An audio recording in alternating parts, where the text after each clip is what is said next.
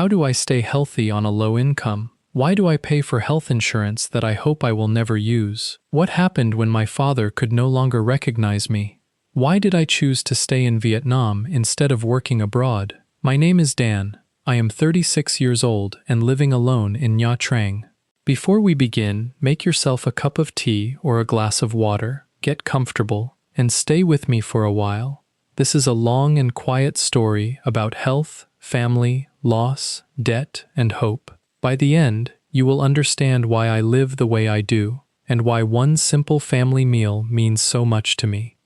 Today, I set aside about 45 cents for a cup of sugarcane juice. I will take it with me and enjoy it along the way whenever I stop. A small drink makes this long ride feel a little more comfortable. I never had the chance to receive a professional education, and my English is not very good. I am deeply grateful for technology, because it allows me to turn the story of my life into a voice that can reach people around the world. There will be one part of this video where I speak to you in my real voice. My pronunciation may not be perfect, but the feelings behind those words are truly mine.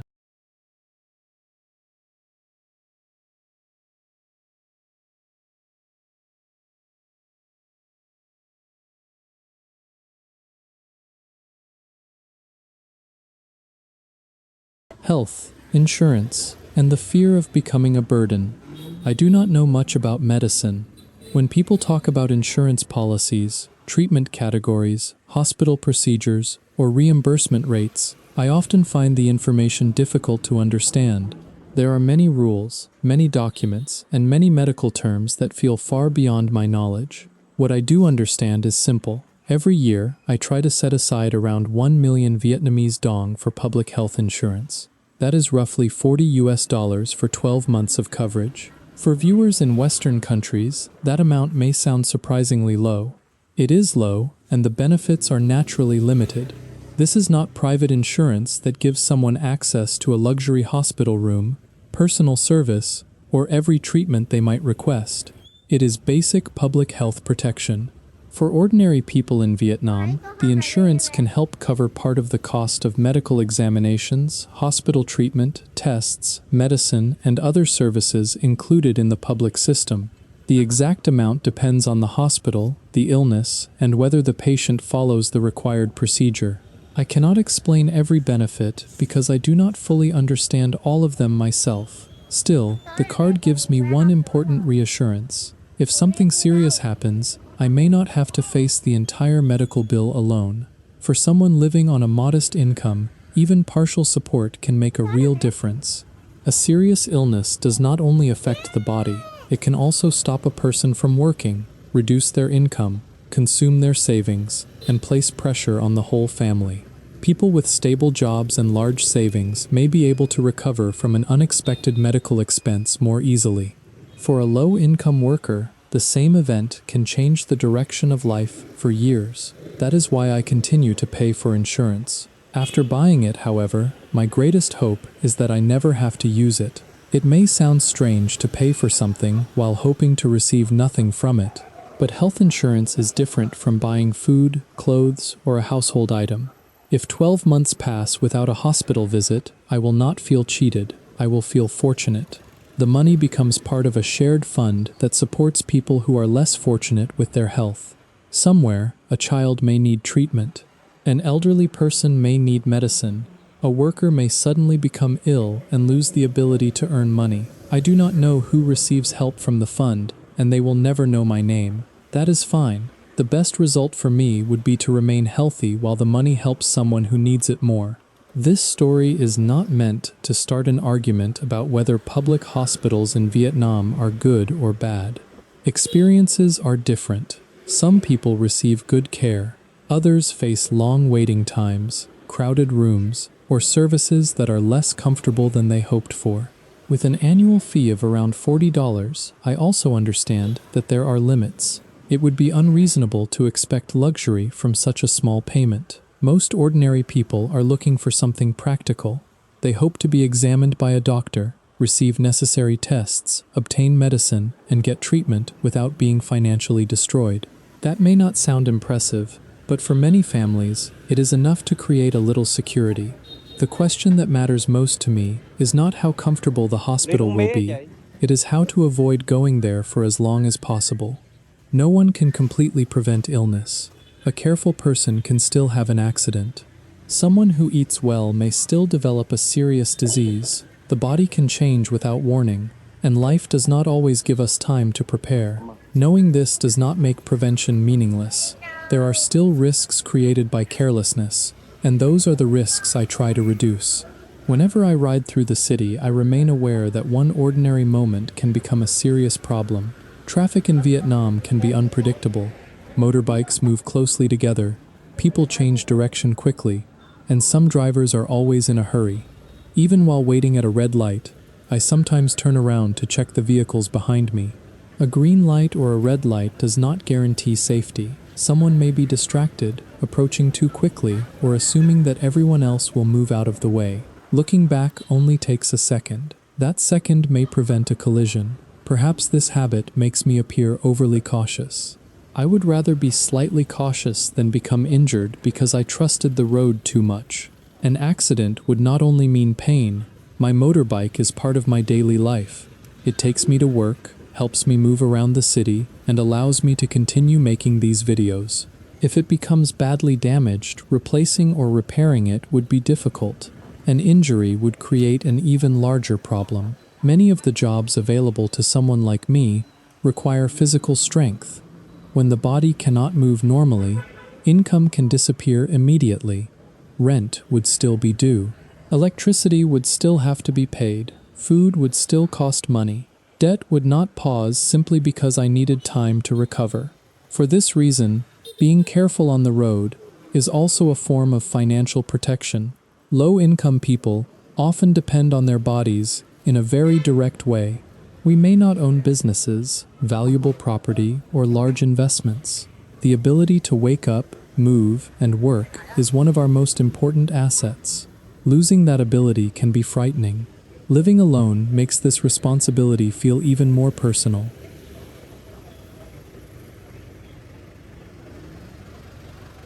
No one is waiting in the next room to prepare food, bring medicine, or tell me to rest.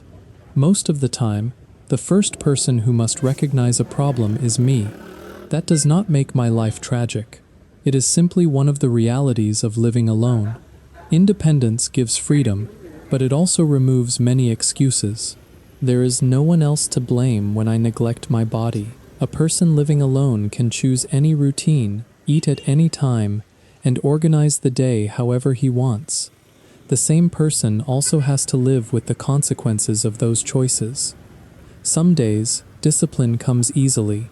Other days, tiredness wins.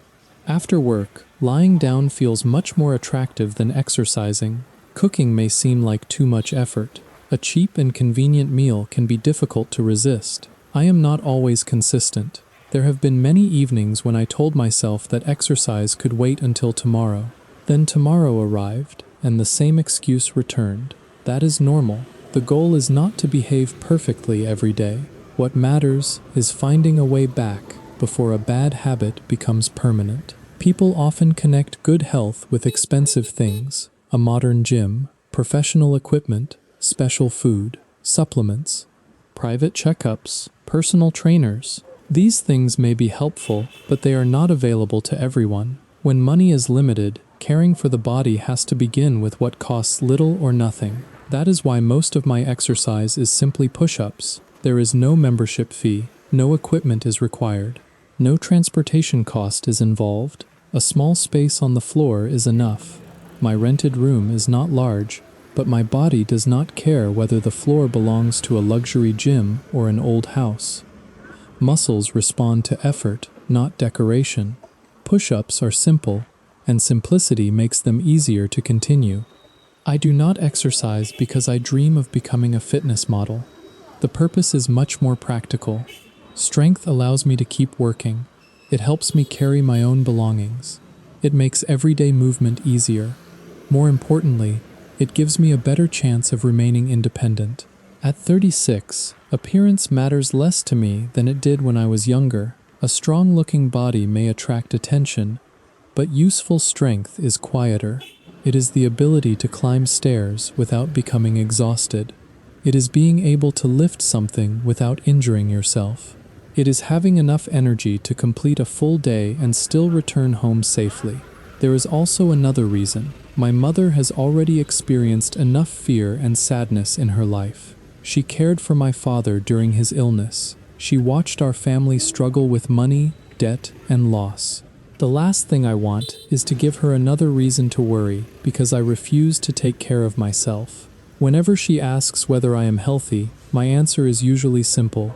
I tell her that I am fine. Those words are meant to comfort her. Because of that, they also become a quiet responsibility. Saying that I am fine means very little if I live carelessly every day. I cannot promise my mother that illness will never come.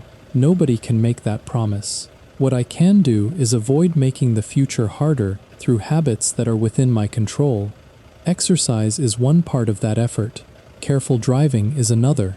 Drinking enough water also helps. None of these actions guarantees a long life, yet they are still worth doing. Health is not built through one dramatic decision. It is shaped by small choices repeated over time, often without anyone noticing. Turning around at a red light. Doing a few push-ups even when the room is hot. Choosing water instead of buying another sweet drink. Stopping to rest before exhaustion becomes something worse. These actions are ordinary. Together, they form the way I try to protect myself. The world often tells men that strength means carrying everything without complaint. A man should work. A man should provide. A man should remain calm. A man should not admit that he is tired. For a long time, I believed some of that. Now I think strength also includes knowing when the body has reached its limit. Ignoring pain does not prove courage. Continuing until the body collapses does not make someone more responsible. Sometimes responsibility means slowing down before a small problem becomes a serious one. I am still learning this. There are moments when I push myself too hard because stopping feels like weakness. There are also times when fear of losing income makes rest seem impossible. Many workers understand that feeling. A day without work can mean a day without pay. Rest may be necessary, but necessity does not remove the cost. That is why prevention matters so much to me.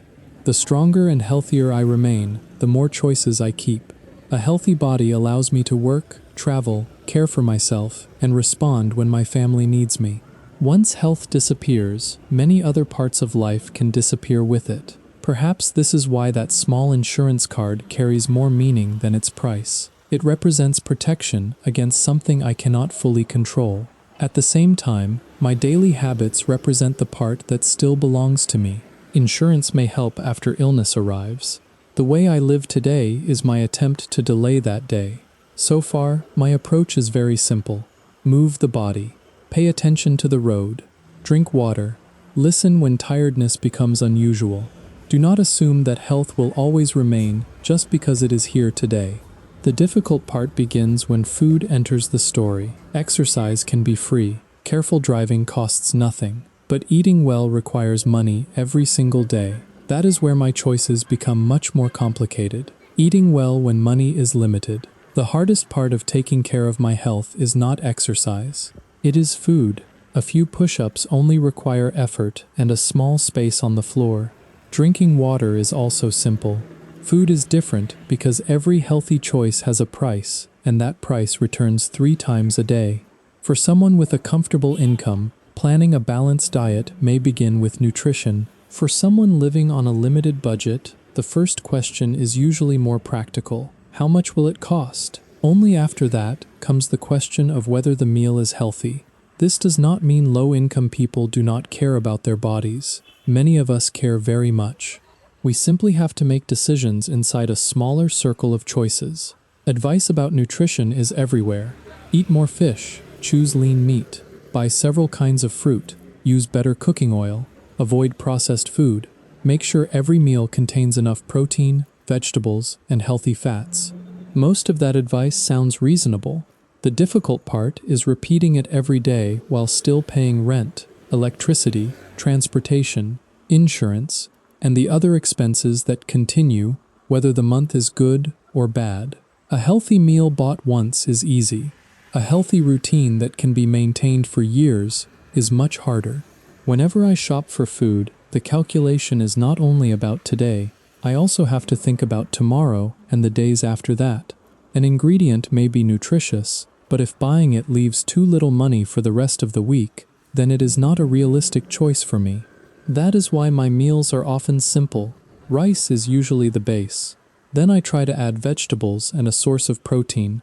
Nothing looks especially impressive, but the purpose of the meal is not to impress anyone. It has to keep me full, give me enough energy to work, and fit the amount of money I can spend. One of the easiest decisions is what I drink. Vietnam is hot for much of the year, and the streets are full of drinks that look very attractive when the weather becomes uncomfortable. Iced coffee, sweet tea, soft drinks, fruit drinks, and energy drinks are available almost everywhere. After riding under the sun, something cold and sweet can feel like a reward. I understand that feeling because I also enjoy those drinks. Still, most days I choose plain water. Part of the reason is health, and part of it is money. A single drink does not appear expensive.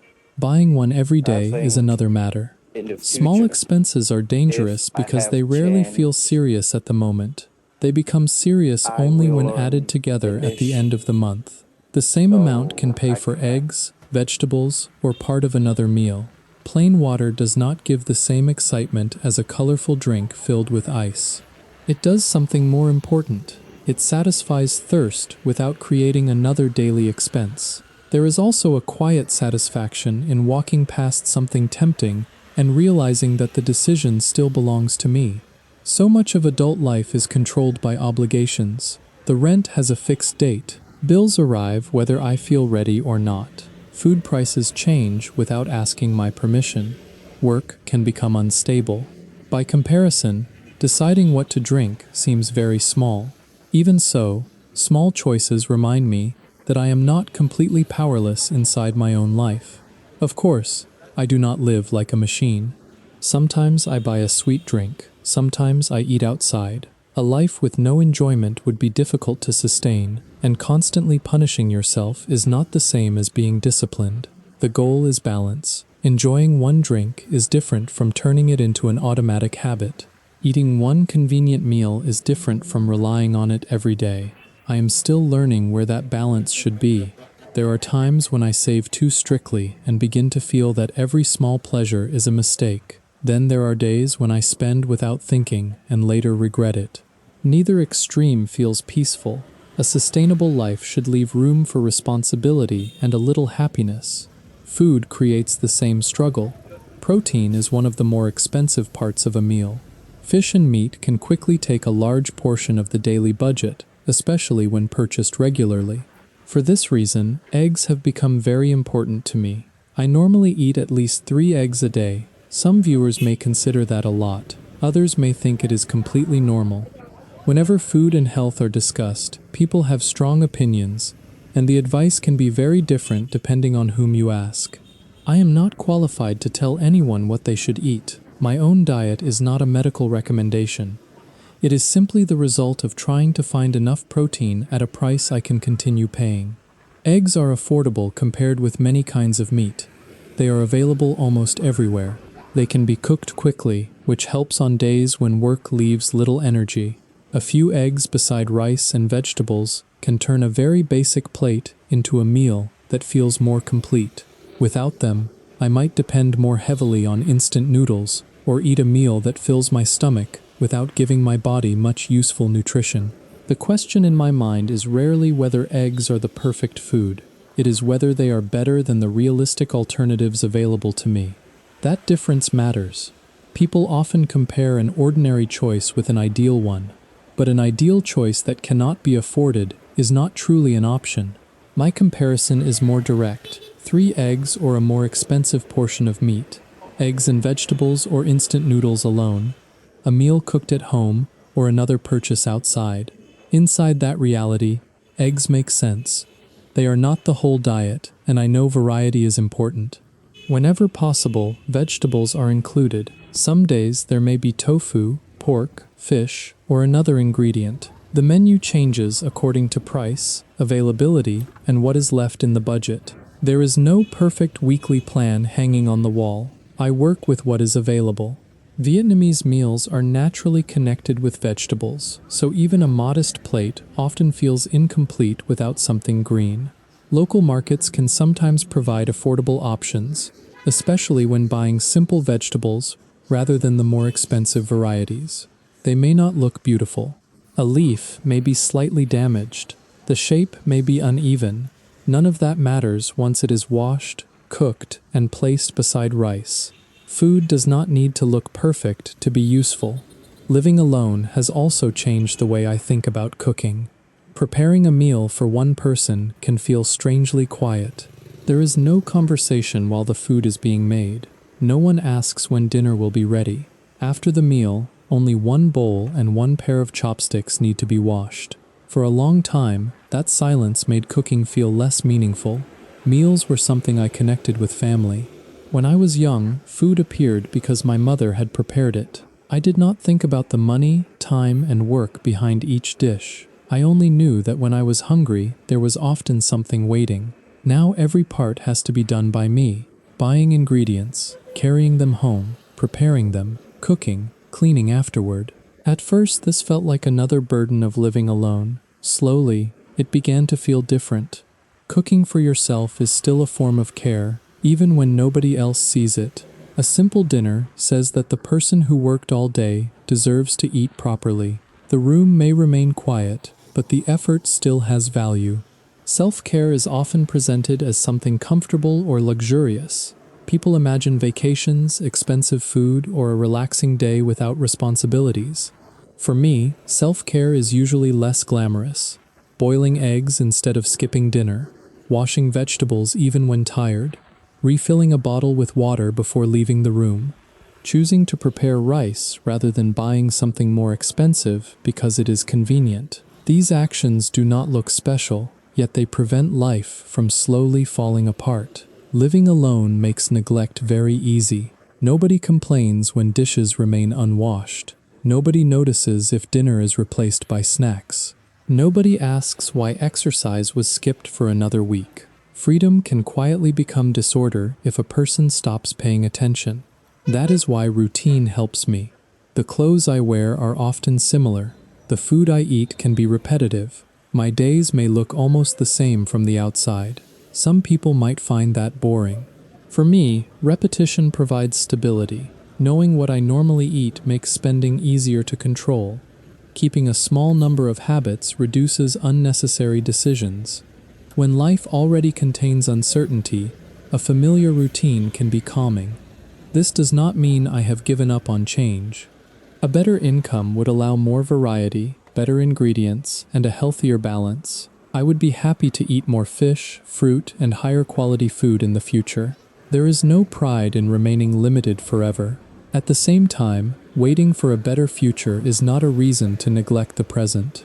The body I have today still needs food. It cannot survive on plans. It cannot eat the meal I may afford 5 years from now. So I try to give it the best meal available within today's reality. Sometimes that means accepting that good enough is better than doing nothing while waiting for perfect conditions. This idea applies to many parts of my life. My room is not the home I dream of, but it gives me a place to sleep. My motorbike is old, but it carries me where I need to go. My meals are basic, but they allow me to continue working. Public health insurance is limited, but it offers more protection than having none. A few push-ups cannot replace every kind of exercise, yet they are better than remaining inactive. None of these things is perfect. Together, they form a life that is still moving forward.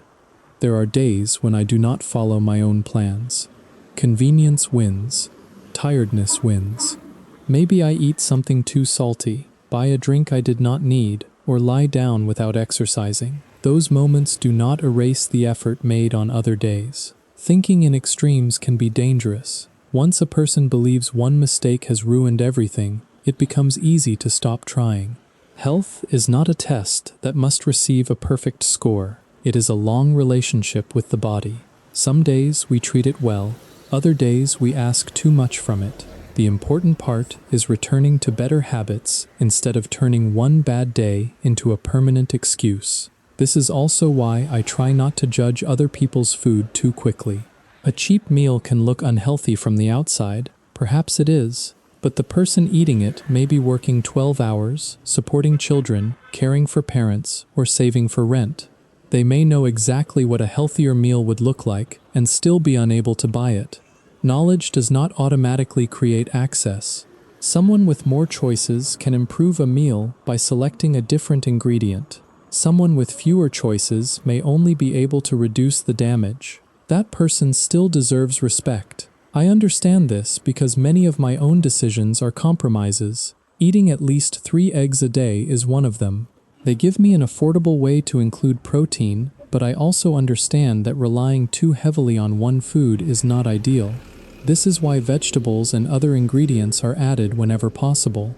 The goal is not to defend every habit as perfect. It is to remain honest about why the habit exists. There is another reason health matters so much to me. Sickness has already changed my family once.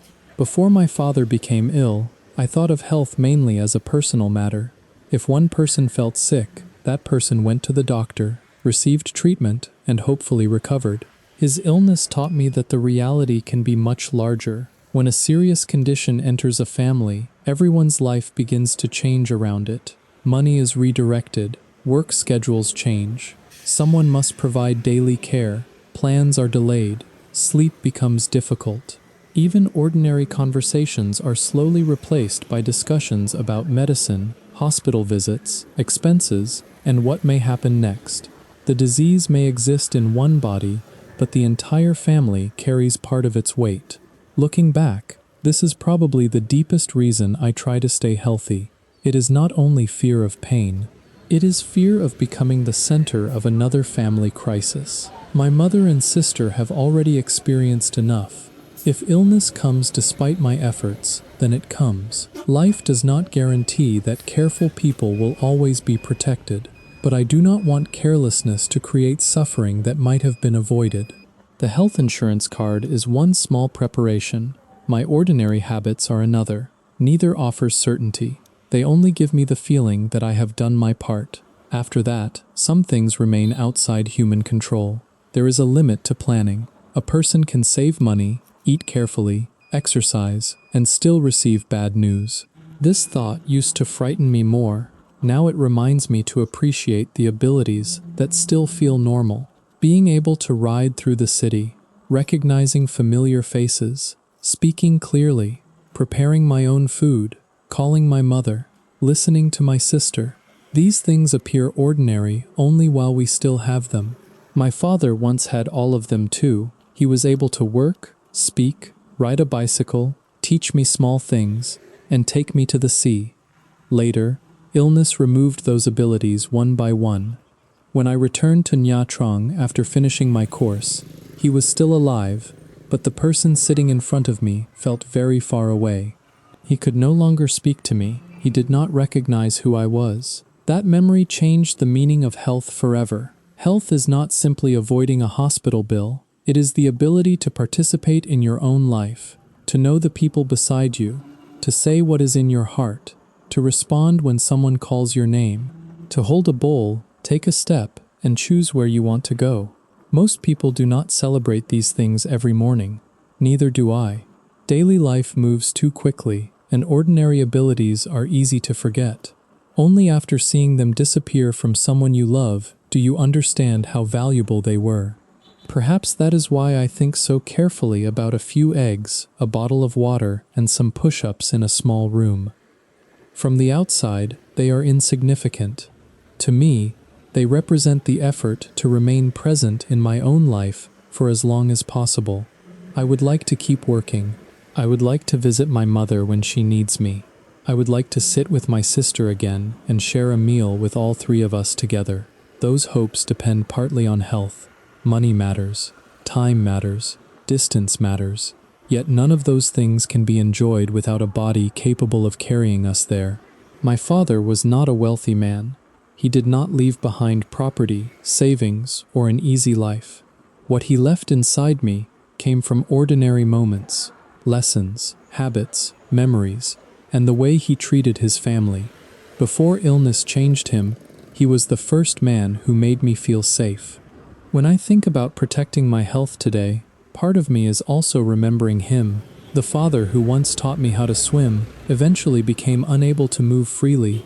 The man who taught me how to speak to others could no longer speak to his own son. The person I hoped would attend my graduation never made it there. His story is where my understanding of health, responsibility, and family truly began. So before continuing with the road ahead, I want to go back to the beginning, to an old bicycle, to the sea, and to the man riding in front of me, while I sat behind him believing that he would always be there.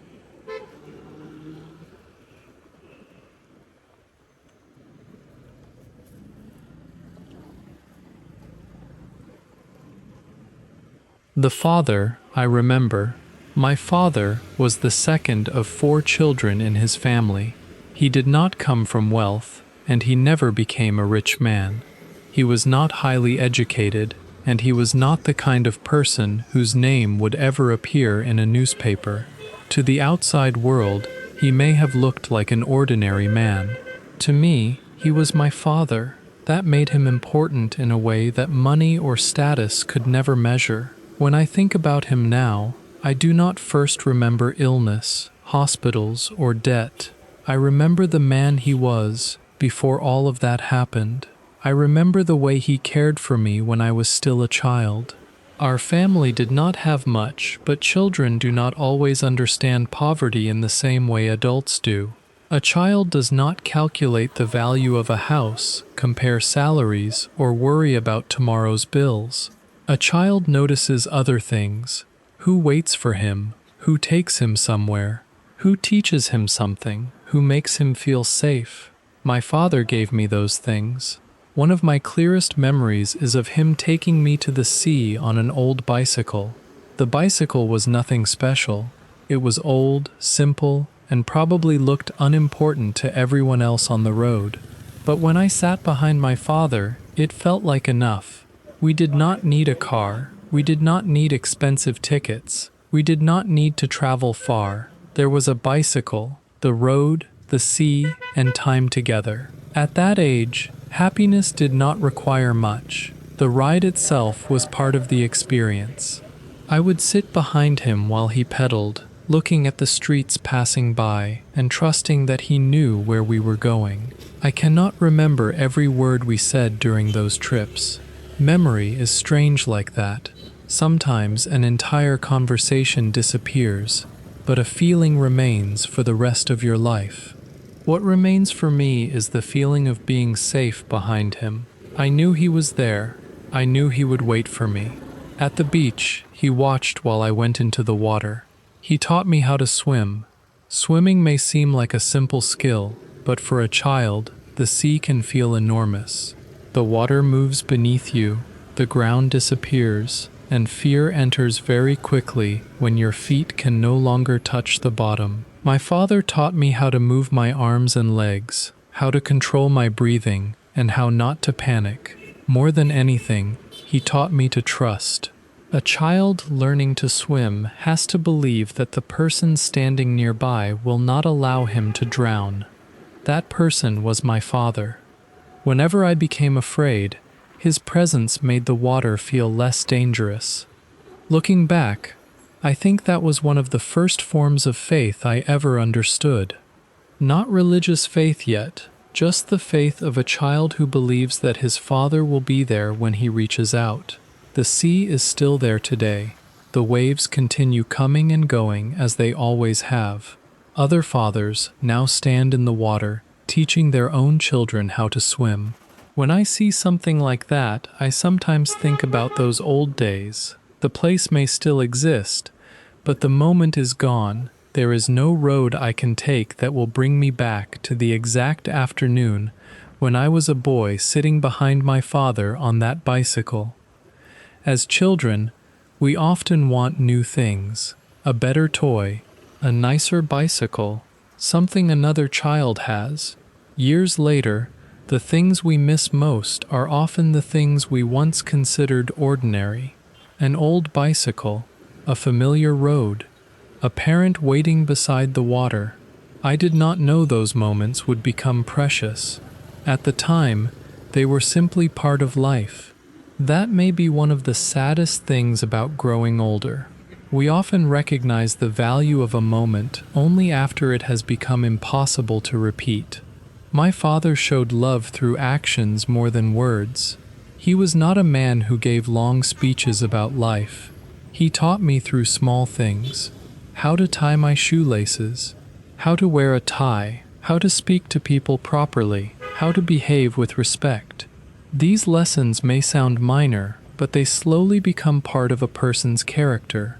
When a boy learns how to tie his shoes, the task is very small. He struggles with the laces, gets the loops wrong, and tries again. The father teaching him may not think the moment is important. Many years later, the son still ties his shoes in the same way. A small movement survives long after the teacher is gone. The same is true for the way I speak or carry myself. Sometimes I notice something in my own behavior and realize that it came from him.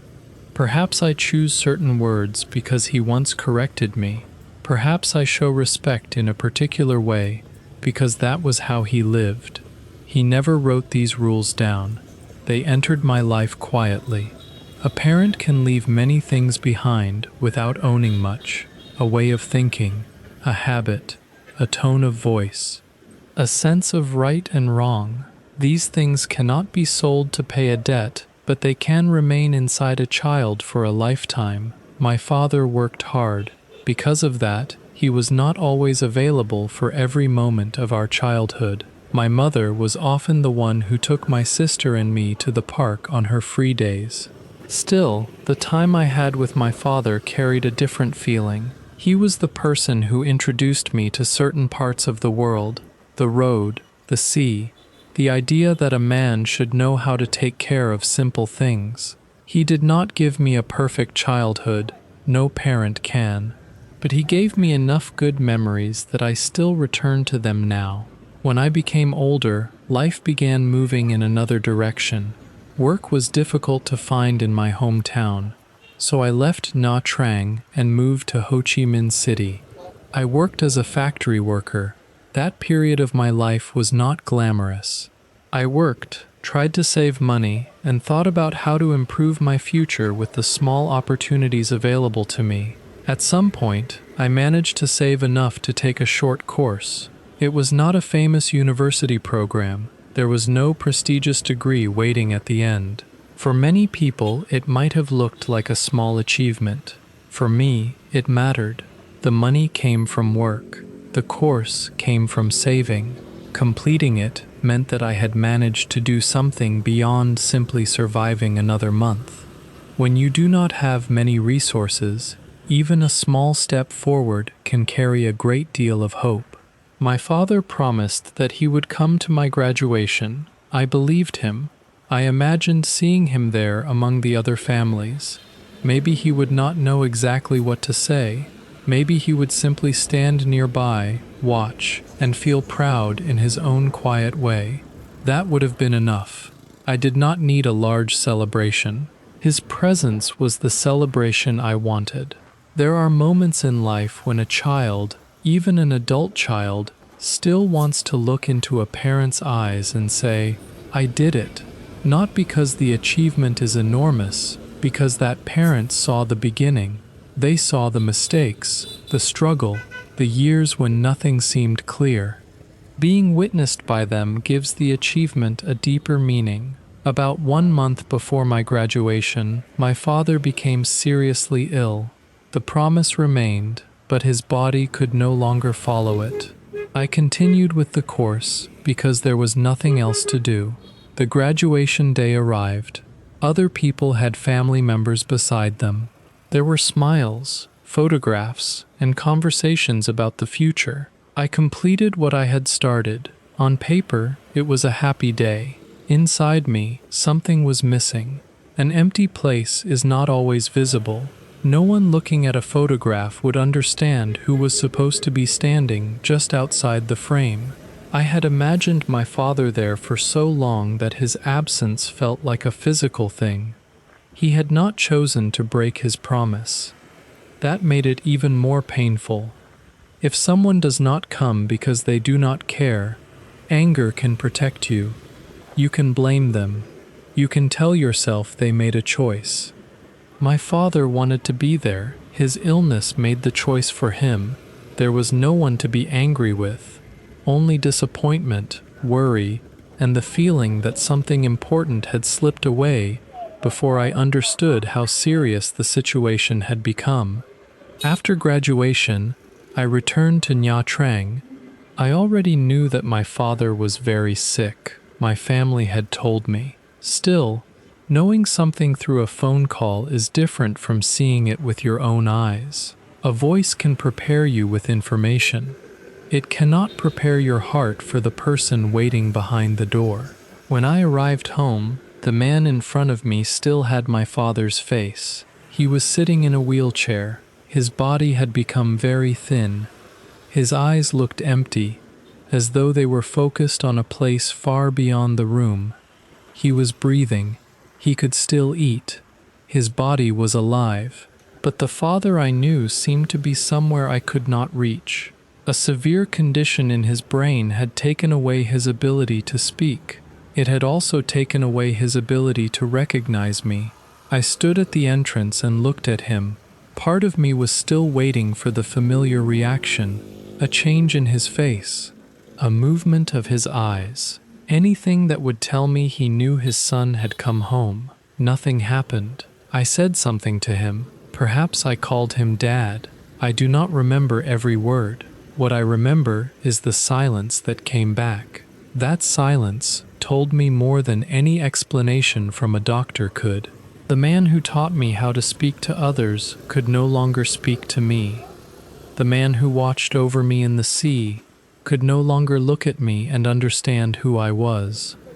The father, who had promised to attend my graduation, was sitting directly in front of me, yet there was no way to tell him that I had finished the course. I walked toward him and knelt beside the wheelchair. Then I cried. I cried more than I expected. There was no dignity left to protect in that moment. I was not a grown man returning from the city. I was the child from the old bicycle, trying to find his father again. My father had not died. That was what made the feeling so confusing.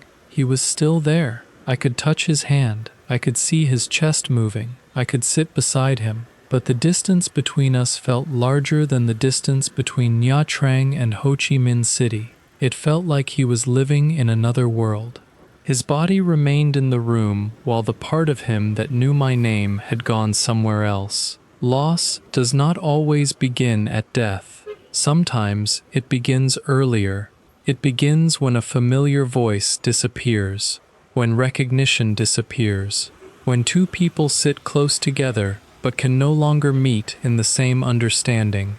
That day, I began grieving my father even though he was still alive. I wanted him to know that I had graduated. I wanted him to remember the boy he taught to swim. I wanted to hear him say anything. Even one word would have been enough. There was no response. I do not know whether some part of him could still hear me. I do not know whether my presence reached him in a way his body could no longer show. For many years I have wondered about that. Maybe somewhere inside he knew I had come home. Maybe he felt my hand. Maybe he recognized my voice but could not answer. There is no way for me to know. Human beings often search for certainty because uncertainty is difficult to carry. Sometimes certainty never comes. All that remains is hope. So I choose to hope that something inside him still understood that his son was beside him. After the crying stopped, reality did not change. My father still needed care. My mother still had to continue. My sister was working far away and sending money home to help the family. The illness did not pause for our emotions. There were meals to prepare, medicine to manage, and daily needs that could not be ignored. That was the beginning of another stage in our relationship. When I was young, my father took care of me. Now the roles had changed. The hands that once guided me had become weak. The man who once kept me safe in the water could no longer care for his own body. For the first time, I understood that loving a parent is not only remembering the good days. Sometimes love means staying when the person can no longer speak your name. Sometimes it means doing the difficult, private, and uncomfortable work that illness brings. It means protecting the dignity of someone who no longer has the strength to protect it alone. I had returned home hoping to show my father what I had accomplished. Instead, life gave me a different responsibility. I could no longer receive his congratulations, but I could remain beside him. Perhaps that was the final thing I was still able to give. The morning my father left caring for my father changed the relationship between us in a way I had never imagined.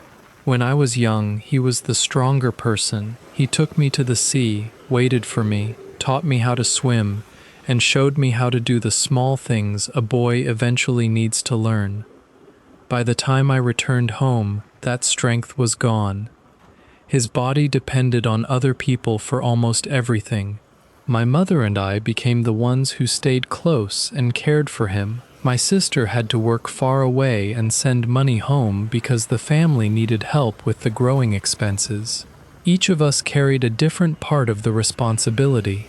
My mother remained beside the man with whom she had shared most of her adult life.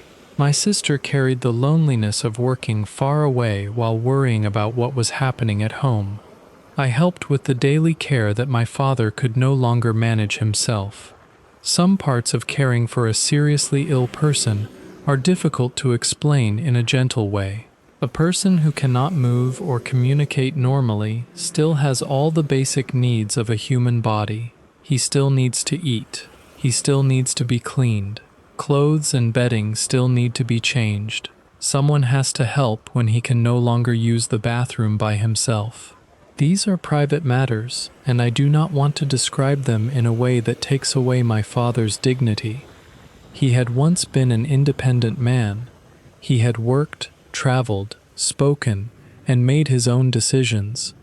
Now he had to depend on us for the most personal parts of daily life. At first, the situation was painful and uncomfortable, not because caring for him was shameful, but because it forced me to see how completely illness had taken control of his body. There are moments when a son wants to continue seeing his father as the strong man from childhood. Illness does not protect that image. It shows you every weakness.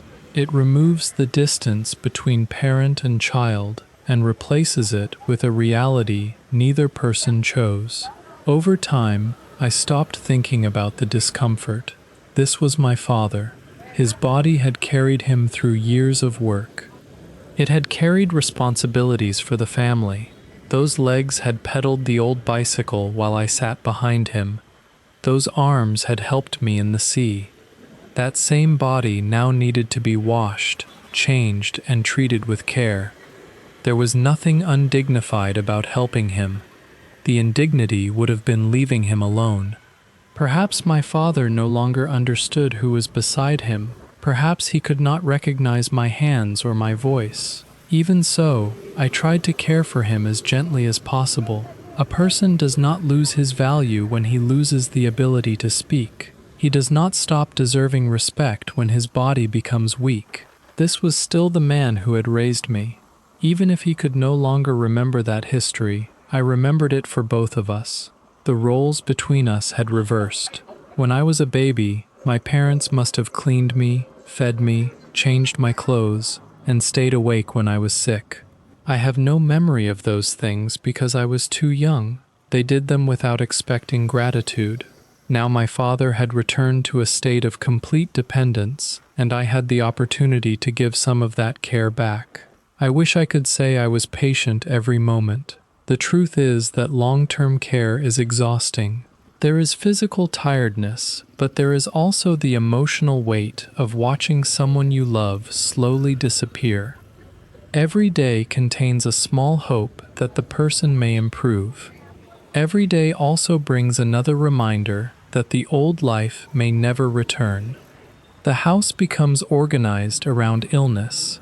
Time is measured by meals, medicine, cleaning, sleep, and changes in the patient's condition. Normal plans begin to feel distant. Conversations become quieter. Even when no one says it directly, everyone understands that the family is moving towards something painful. Money also became a constant concern. Medical care is expensive for a family without much savings. A single payment may seem manageable, but serious illness rarely asks for only one payment. There are hospital visits, medicine, transportation, equipment, daily supplies, food, and the loss of income when someone has to stop working to provide care. The cost grows quietly until it is no longer a number on a receipt. It becomes the center of the family's life. Our house eventually had to be sold. Debt followed us through the illness and remained after it. At the time, however, money was difficult to think about clearly. When someone you love is still breathing, it is almost impossible to place a price on another day with them. You keep hoping that one more treatment may help, one more visit, one more medicine, one more effort. Even when the chance becomes small, saying no can feel like abandoning the person. Families make decisions under pressure, fear, and love. Later, when the bills remain, outsiders may judge those decisions very easily. They see the debt, they do not see the hospital room, the sleepless nights, or the moment when a family member asks whether there is anything else that can be done. We did what we could with the knowledge and resources available to us. I do not know whether every decision was perfect. Probably not. People rarely make perfect decisions during the worst period of their lives. What matters to me is that my father was cared for. He was not abandoned because treatment became expensive. He was not left alone when his body became difficult to manage. My mother stayed. I stayed. My sister worked far away and helped us in the only way she could. Our family was not together in the same place, but all of us were trying to keep him supported. Eventually, the final morning came. It was around 7:30. The exact time has remained in my memory because some moments divide life into a clear before and after. Before that morning, my father was still alive. After it, everything was different. He was in my arms. His body had already become extremely weak. I watched him take a breath, then another, then a third. Those were his final 3 breaths. After the third one, his body became heavy and collapsed against me. I went completely still. There was no dramatic sound, no final speech, no moment when he suddenly recognized me and said goodbye. Life is not always like a movie. Sometimes death enters a quiet room with only 3 breaths. I held him and knew immediately that he was gone. No one had to explain it. There is a difference between a body that is alive and one that has just been left by life. The change may be silent, but the person holding that body understands. For a moment, I did not cry. I did not call out. My mind seemed to stop. The morning continued outside. Light still entered the room. People elsewhere were probably preparing for work, buying breakfast, or beginning an ordinary day. Inside our home, my father had just taken his last breath in my arms. It felt strange that the world did not pause. A person who had been part of my entire life was gone, yet traffic still moved and the sun still rose. Perhaps this is one of the hardest truths about death. The world continues immediately, even when your own world has just changed forever. After sitting there for a while, I quietly called my mother. I do not remember exactly how I said it. There is no good sentence for telling someone that the person they shared a life with has died. Words become too small. Whatever I said, she understood. My father's suffering had ended. For the family, another kind of pain had begun. The funeral lasted for about 1 week, so relatives and people who knew him could come to pay their respects. In Vietnam, A funeral is not always a short and private event. Family members gather, people visit, pray, remember, and sit together. Some have traveled from far away. Others may not have seen the family for many years. The house fills with voices, footsteps, incense, tears, and the practical work that death unexpectedly creates. There are decisions to make when the heart is least prepared to make them. There are people to receive. There are rituals to follow.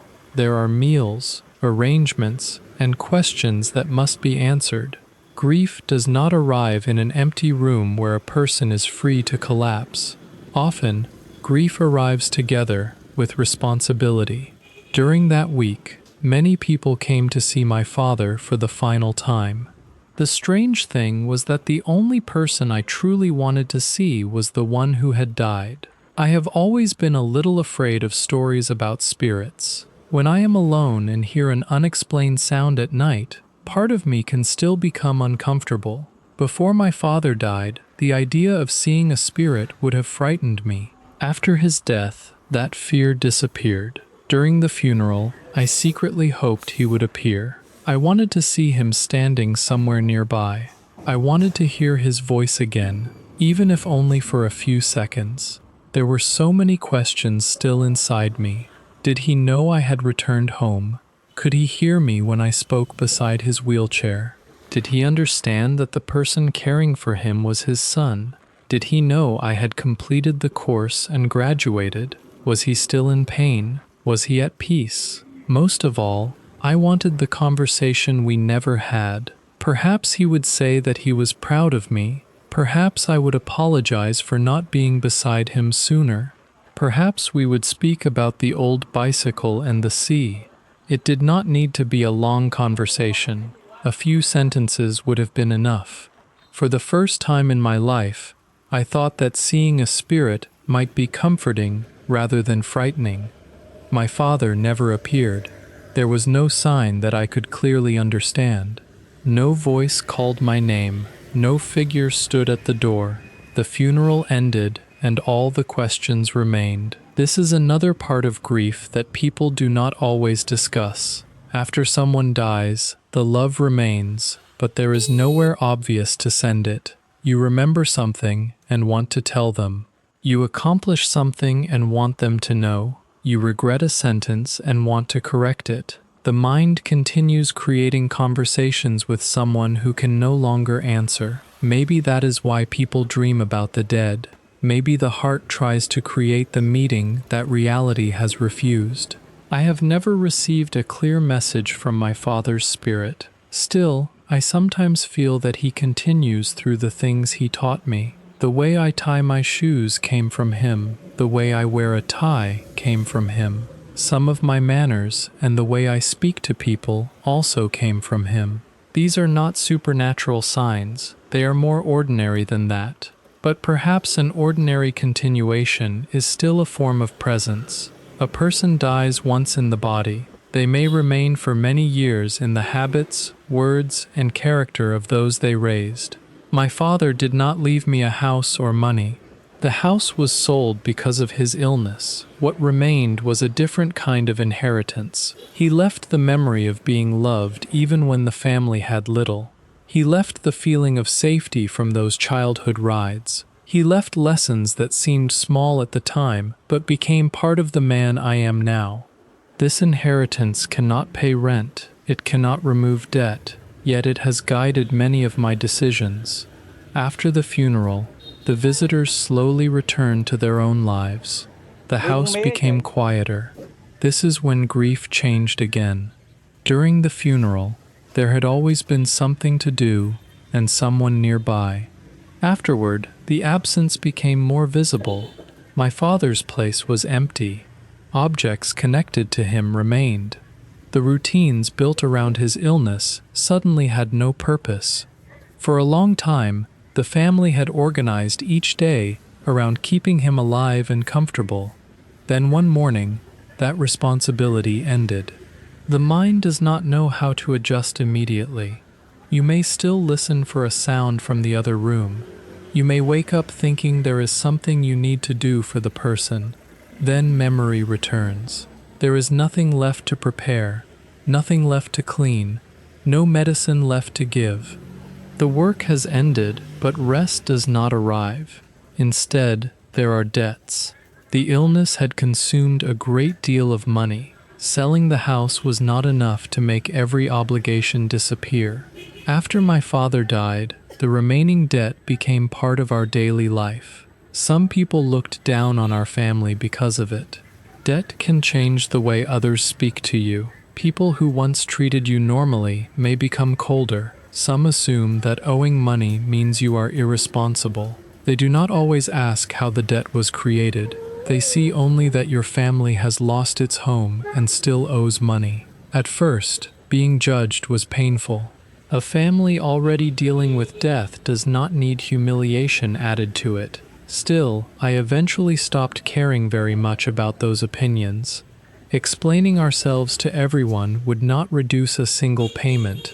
Anger would not bring the house back. Shame would not help my mother or sister.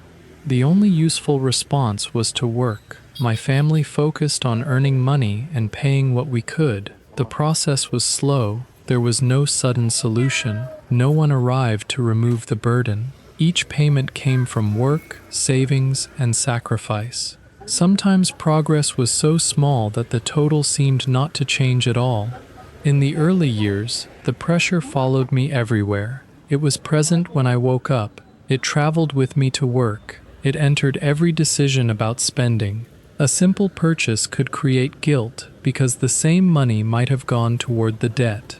When life is organized around repayment, even rest can feel irresponsible. You begin measuring time in amounts of money. How many days of work will cover this payment?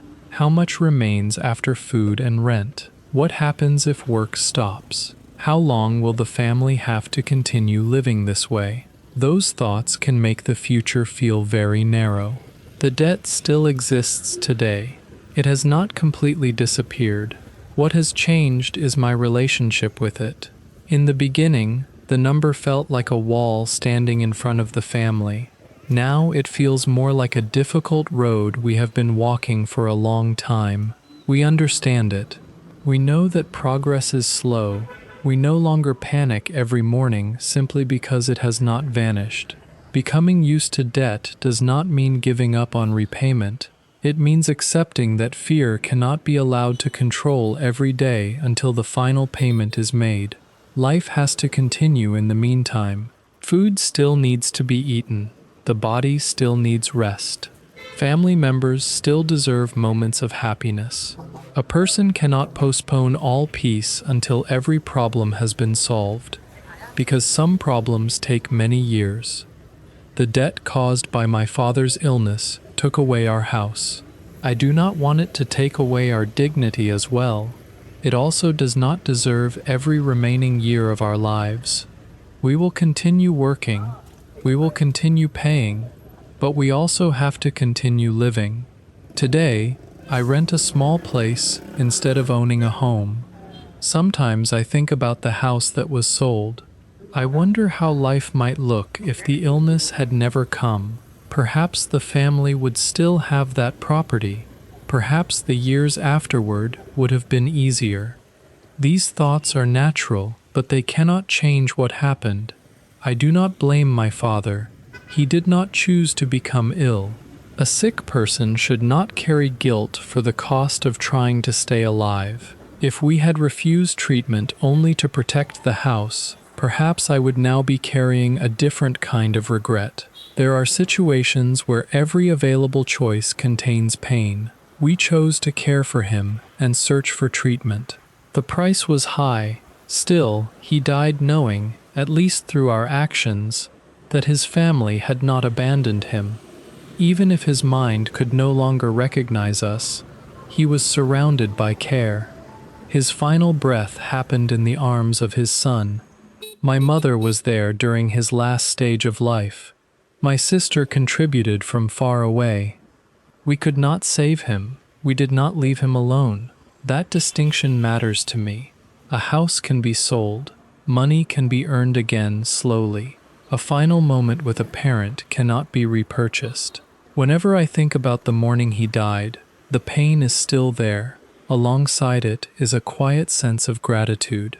I was present. I did not receive the goodbye I once imagined. There were no final words, but I held him. After everything illness had taken from him, he still had family around him at the end. Perhaps that was the last service I could give the man who once carried so much for me. At 36, I remain single. I do not own a house. My life does not look like the successful future many parents hope their children will have. Even so, I think my father would be glad to know that I can take care of myself. I work. I prepare my own food. I try to protect my health. I live modestly and continue helping my family where possible. The lessons he gave me did not disappear with the house. They are visible in the way I try to live. He was not a scholar, but he understood basic decency. He knew that how a person speaks matters, how a man behaves matters, how he treats his family matters. These ideas shaped me more than any expensive education could have. Whenever I act with patience instead of anger, perhaps a part of him is still guiding me. Whenever I choose responsibility over appearance, perhaps that also comes from him. The world usually measures inheritance through property, land, savings, a business, jewelry. My inheritance is harder to show. It is an old memory of the sea, a method of tying shoelaces, a way of wearing a tie, a standard for speaking respectfully, and the knowledge that a poor father can still make a child feel deeply loved. That may not sound like much to someone looking only at money. To me, it is the reason my father remains present. I miss him most in ordinary moments, not only on the anniversary of his death. Sometimes I see a father riding a bicycle with a child behind him. Sometimes I notice a man waiting near the water while his child swims. Sometimes I finish something and briefly imagine telling my father about it. The memories appear without warning. They are painful, but I do not want them to stop. Forgetting would be a second loss. Remembering him also reminds me that time with the people we love is never guaranteed. His promise to attend my graduation was made sincerely. 1 month later, illness changed everything. That experience has affected the way I think about my mother. She is still alive. I can still call her. I can still hear her voice. If I want to visit, the road still exists. I do not want to wait until every debt is paid, every plan is complete, and life finally becomes convenient before showing her that she matters. The perfect time may never come. My father taught me this without intending to. There are conversations that should happen while both people can still answer. There are visits that should not always be delayed. There are simple meals that become precious only because everyone is still present. After my father died, my mother became the person I worried about most. She had lost her husband. She had lived through the illness, the sale of the house, the debt, and the quiet period after the funeral. While my sister and I were trying to build our own adult lives, my mother continued carrying the history of the family. I often think about what she gave us when we were young and what she had to endure after my father became sick. My father's story ended in my arms on that morning. My mother's story continued, and for as long as she is still here, I do not want to arrive too late again. The woman who kept our family together. After my father died, the person I worried about most was my mother. She had already lived through the hardest part of his illness. She had watched the man beside her become weaker, lose his ability to speak, and slowly become dependent on the family for almost everything. Then came the funeral. After that, there was the debt. There was no time for her to stop and recover from the loss. Life kept moving, and the responsibilities remained. My mother has always been the kind of person who gives the best part to her children. She does not usually describe that as sacrifice. Most mothers do not announce what they have given up. They simply place the better piece of food in their child's bowl, say they are not hungry, and continue with the rest of the day. When I was young, I accepted those things without thinking. A child rarely asks why his mother is eating less. He only knows that his own bowl is full. Years later, he may suddenly understand where the missing portion went. My mother raised 2 children. My father worked a great deal, so on the days when she had some free time, she often took my sister and me to the park. Those outings were not expensive. There were no hotel rooms, plane tickets, or carefully planned vacations. It was simply a mother taking her 2 children somewhere they could run, play, and see something beyond the usual walls of home. At that age, a park felt much larger than it really was. There were trees, open space, other children, and the feeling that the whole day belonged to us. I remember the happiness more clearly than the details. That is often how childhood survives in memory. The exact date disappears, the clothes people wore disappear, even the conversations become difficult to recall. What remains is a feeling. I remember that my mother was there, my sister was there, the 3 of us were together. As a child, I never wondered whether my mother was tired. She probably had work waiting before and after the trip. There may have been laundry, cooking, cleaning, and many other things I did not notice. Children often believe their parents have endless energy. We think mothers simply continue because that is what mothers do. Only after becoming an adult do we understand that they were tired too. They also had days when their bodies hurt. They also worried about money. They also wanted to rest. The difference is that many of them continued without allowing their children to see too much of that exhaustion. Now, when I remember those days at the park, the memory carries a different meaning. My mother was not only giving us entertainment, she was giving away part of her limited free time. She could have stayed at home and rested. Instead, she took 2 children outside because she wanted us to have a happy day. The park did not cost much money. Her time still had value. When a family has little, love often appears through time rather than objects. A parent may not be able to buy an expensive gift, but she can sit beside a child. She can take him somewhere simple. She can listen. She can prepare food. She can make an ordinary day feel safe. My mother did those things for us. She also cooked very well. Perhaps everyone believes their mother's food is special. That is understandable. A meal made by a mother is difficult to judge like restaurant food. The flavor is connected with memory. It belongs to a particular kitchen, a particular home, and a time in life when someone else was responsible for making sure you had eaten. Even if another person uses the same ingredients, the result may not feel the same. The missing part is not always a spice. Sometimes the missing part is the person who placed the food in front of you. My mother knew how to make simple ingredients taste comforting. She did not need expensive meat or imported products.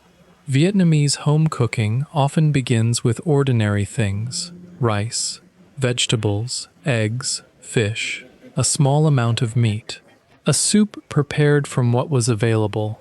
The meal may look modest, but when it is made carefully, it can stay in a person's memory for decades. There are dishes I could probably learn to cook now. I could ask for the ingredients. I could follow the steps. I might create something similar. Still, I do not believe it would taste exactly like hers. Food changes when you know the person cooking it loves you. The meal becomes more than nutrition. It becomes evidence that someone was thinking about whether you were hungry. Living alone has made me understand this more deeply. Now, if I want food, I have to decide what to buy, carry it home, prepare it, cook it, and clean everything afterward. Nothing appears by itself. When I was young, I did not see the full process. Dinner was simply there. That is one of the invisible gifts children receive from their parents. They see the finished bowl. They do not see the hours of work that made it possible. Sometimes, after a long day, I prepare a very basic meal and think about my mother. The food may only be rice, vegetables, and eggs. There is no one else in the room. The silence makes me remember how different a meal feels when another person has cooked it for you. Perhaps that is why I care so much about eating together again one day. The food itself does not have to be luxurious. The people around the table matter more. For many years, our family has been separated by work, distance, illness, and money. A complete meal with all three of us has become something rare. When I was young, I thought being together was normal. Now, I understand that it was temporary. A family meal can disappear without anyone planning for it to disappear. One child moves away for work. Another person becomes sick. Someone dies. Schedules no longer match. Then one day, everyone realizes that the last meal with the whole family happened a long time ago. Nobody knew it was the last one. This is why I try not to take my mother's presence for granted. My father taught me how quickly life can change. He had promised to attend my graduation. 1 month later, he became seriously ill. By the time I returned home, he could no longer recognize me. That experience created a fear inside me. It is not a fear that follows me every minute. Most days, life feels ordinary. Then the phone rings at an unusual time, and for a second, the fear returns. I wonder whether something has happened to my mother. I wonder whether she is safe. A person who has already lost one parent may understand this feeling. The remaining parent begins to feel more fragile. Every call matters more. Every missed call creates a little anxiety. You know that one day, another goodbye will come. You simply do not know when. My mother is still able to live her own life. She is not helpless. She has strength, experience, and her own way of dealing with difficulties. I do not want to describe her as a weak person waiting for her children to rescue her. That would not be true. She has survived more than many people know. She lived through my father's illness. She lost her husband. She saw the family home sold. She continued while debt followed us. She watched her children leave to find work. A weak person could not carry all of that. At the same time, strength does not mean someone never needs care. Strong mothers also become tired. They also grow older. They may continue saying that everything is fine because they do not want to burden their children. This makes it difficult to know how much they are truly carrying. Whenever I speak with my mother, I listen to her voice, not only to the words. A mother may say she is fine while her voice sounds different. She may say there is nothing to worry about because she knows her child has enough problems already. Parents sometimes hide their difficulties from their children for the same reason children hide their difficulties from their parents. Both sides are trying to protect each other. The result is that everyone says they are fine. Behind those words, each person is quietly worried about the others. I do the same thing. I have never called my mother and said, "Mom, I am completely exhausted." I have never told her that life feels too heavy and that I do not know how to continue. This does not mean I have never felt tired. There are days when my body is worn out from work. There are times when money, debt, and uncertainty become difficult to carry. Living alone can also make a small problem feel larger because there is no one nearby to share the first reaction. Still, when my mother asks whether I am okay, I usually say yes. The answer is partly true. I am still working. I am still able to take care of myself. I am still moving forward. It is also an answer chosen to protect her. If I tell her I am sick, she may spend the whole night worrying. If I tell her I am short of money, she may begin saving from the little she has and try to send something to me. That would only move the hardship from my shoulders to hers. I do not want that. My mother has already spent much of her life worrying about her husband and children. The least I can do is avoid creating unnecessary fear. Perhaps this is not always the healthiest way to communicate. Some people may say that family members should be completely honest about every struggle. They may be right. Silence can also become dangerous if someone truly needs help. I understand that. There is a difference between hiding a serious problem and choosing not to share every difficult day. If I ever face something I cannot manage, I hope I will have the courage to tell my family. For ordinary tiredness, I usually carry it quietly. My mother does not need to know about every bad night. She needs to hear that her son is still standing. Her peace has become one of the reasons I take my health seriously. When I drink water instead of another sweet drink, exercise in my room, or try to prepare a proper meal, the decision is not only about me, it is also connected to the next phone call. I want to answer with a clear voice. I want my mother to hear that I am healthy. A parent can recognize weakness in a child's voice, even when that child is 36 years old. To the rest of the world, I am an adult man. To my mother, part of me will always be the boy she took to the park. That is another strange thing about family. Age changes the body, but certain relationships do not fully change. A mother may look at a grown son and still remember the child who needed help eating or tying his shoes. A son may look at an elderly mother and still see the woman who seemed strong enough to solve everything. Both images remain, even while time changes the people standing in front of each other. There are moments when I feel guilty that I cannot do more for her. At my age, some men have stable homes and enough income to support their parents comfortably. They can pay medical expenses without fear. They can take their parents traveling. They can buy useful things for the house and insist that their mother stop working. My situation is different. I still rent a small place. I still have debt and financial responsibilities. My income does not allow me to create the life I would like to give her. Comparison can make a person feel ashamed very quickly. It is easy to look at another son doing more for his mother and decide that your own effort has no value. I am trying not to think that way. Money matters. There is no point pretending it does not. More money would give my mother more comfort and give me more ability to help her. Until that day comes, love still has to exist through what is possible now. A phone call, a visit when I can make one, listening carefully, checking whether she is healthy, trying not to become another problem she has to solve. These actions are smaller than buying a house. They are still real. A person should not wait until becoming rich before showing care. If love is postponed until every financial problem is solved, many families will wait forever. Life does not promise to keep everyone alive until the perfect moment arrives. I learned that from my father. My mother may not need a dramatic gift. Sometimes she may only need to know that her children remember her. Parents often say they do not need anything. Perhaps they truly do not want expensive things. That does not mean they want to be forgotten. One of my hopes is to take her out for a good meal, not because she has never eaten good food. The meaning is in reversing the roles. For years, she prepared meals for us. She spent money, time, and effort so her children could eat.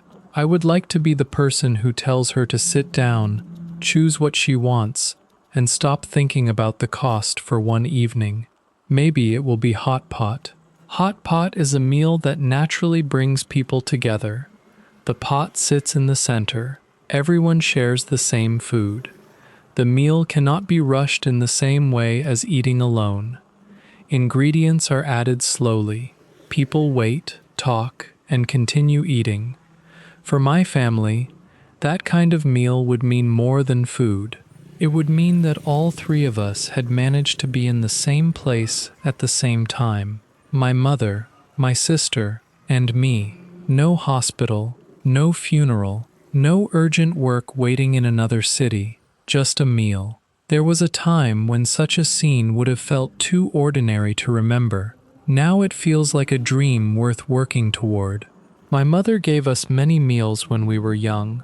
One good meal cannot repay a lifetime of care. That is not the point. Love inside a family is not a loan that can be settled with one payment.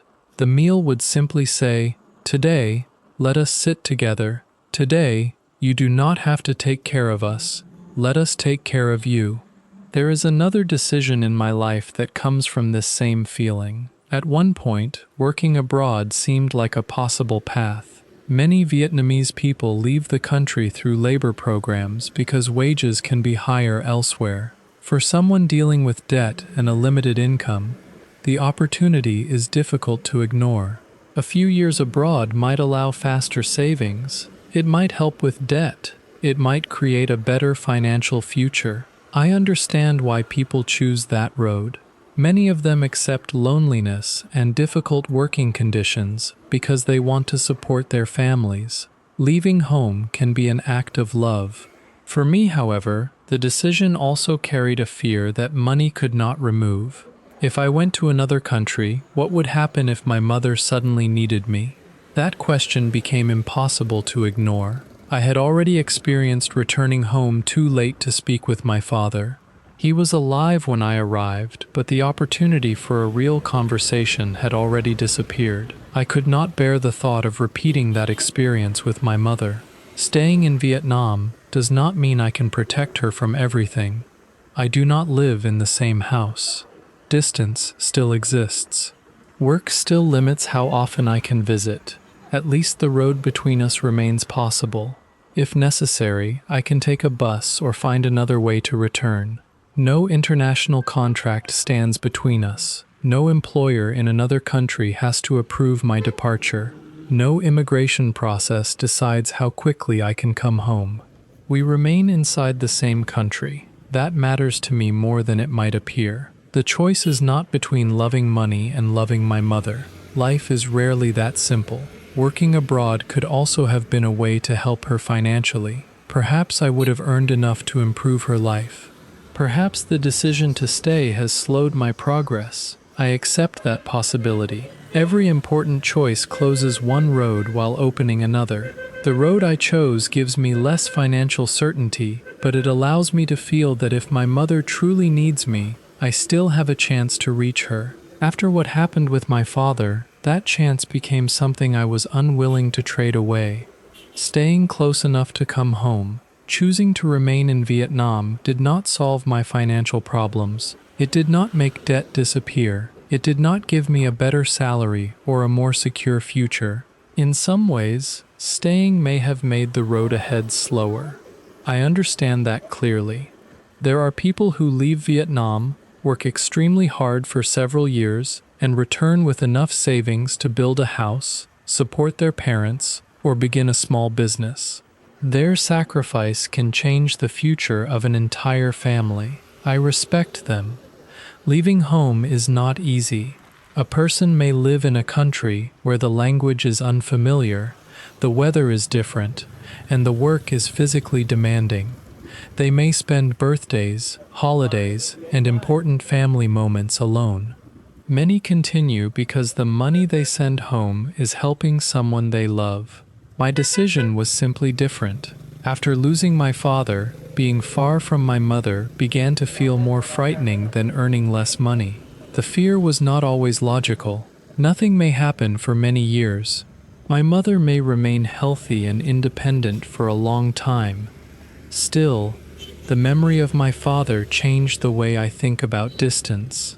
Before his illness, I assumed there would always be another opportunity, another visit, another conversation, another chance to tell him what had happened in my life.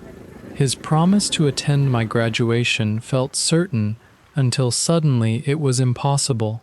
By the time I returned, his body was still present, but the conversation I expected to have with him no longer existed. That experience taught me that being alive and being available to one another are not always the same thing. A person can still be breathing while the opportunity to speak with them has already disappeared. With my mother, I do not want to assume that time will wait patiently until I finish building a better life. Perhaps I will earn more in the future. Perhaps the debt will become smaller. Perhaps one day I will own a home. Those goals are important, but none of them can guarantee that the people I love will still be waiting when I finally feel ready. Staying in Vietnam means accepting a smaller income in exchange for a shorter distance. It gives me the comfort of knowing that if something serious happens, I have a chance to return. The trip may still take time. There may still be difficulties. At least the distance is not across an ocean. For some people, this may look like fear controlling a decision. Maybe it is partly fear, but love and fear often exist close together. We worry because someone matters. We imagine the worst because we know how painful it would be to lose them. The important thing is not allowing fear to stop life completely. I still have to work. My mother still wants me to live well. She would not want her son to remain close while feeling trapped or resentful. That is not what I am trying to do. I am trying to find a balance between building a future and remaining available to the family that still exists today. There is no perfect answer. Working abroad might have given me more money. Staying gives me a greater chance of being present. Only time will reveal the full cost of each road. For now, I accept the road I chose. Whenever my mother calls, the conversation is usually simple. We do not discuss philosophy or speak in emotional language. She may ask whether I have eaten. She asks whether work is going well. Sometimes she wants to know about the weather or whether I am taking care of myself. These questions may sound repetitive, but they carry the same care she showed when I was young. A mother continues asking whether her child has eaten even when that child is old enough to cook for himself. Perhaps she cannot see my room or check the food in front of me. The question is her way of reaching across the distance. My answer is usually reassuring. I tell her that I have eaten. I say that work is fine. I tell her not to worry. There may be a bowl of rice and 3 eggs rather than a large meal. Work may not be completely stable. I may be tired. Even then, I try to prevent my voice from sounding too heavy. Mothers can hear details that other people miss. A slight pause, a weak voice, a response that arrives too slowly. If something sounds unusual, she may continue thinking about it long after the call ends. This is why I have never called her only to say that I am tired of life or that my body feels terrible. Those feelings have appeared at different times. I have known physical exhaustion. I have worried about illness. I have wondered whether I am moving forward or simply surviving the same month repeatedly.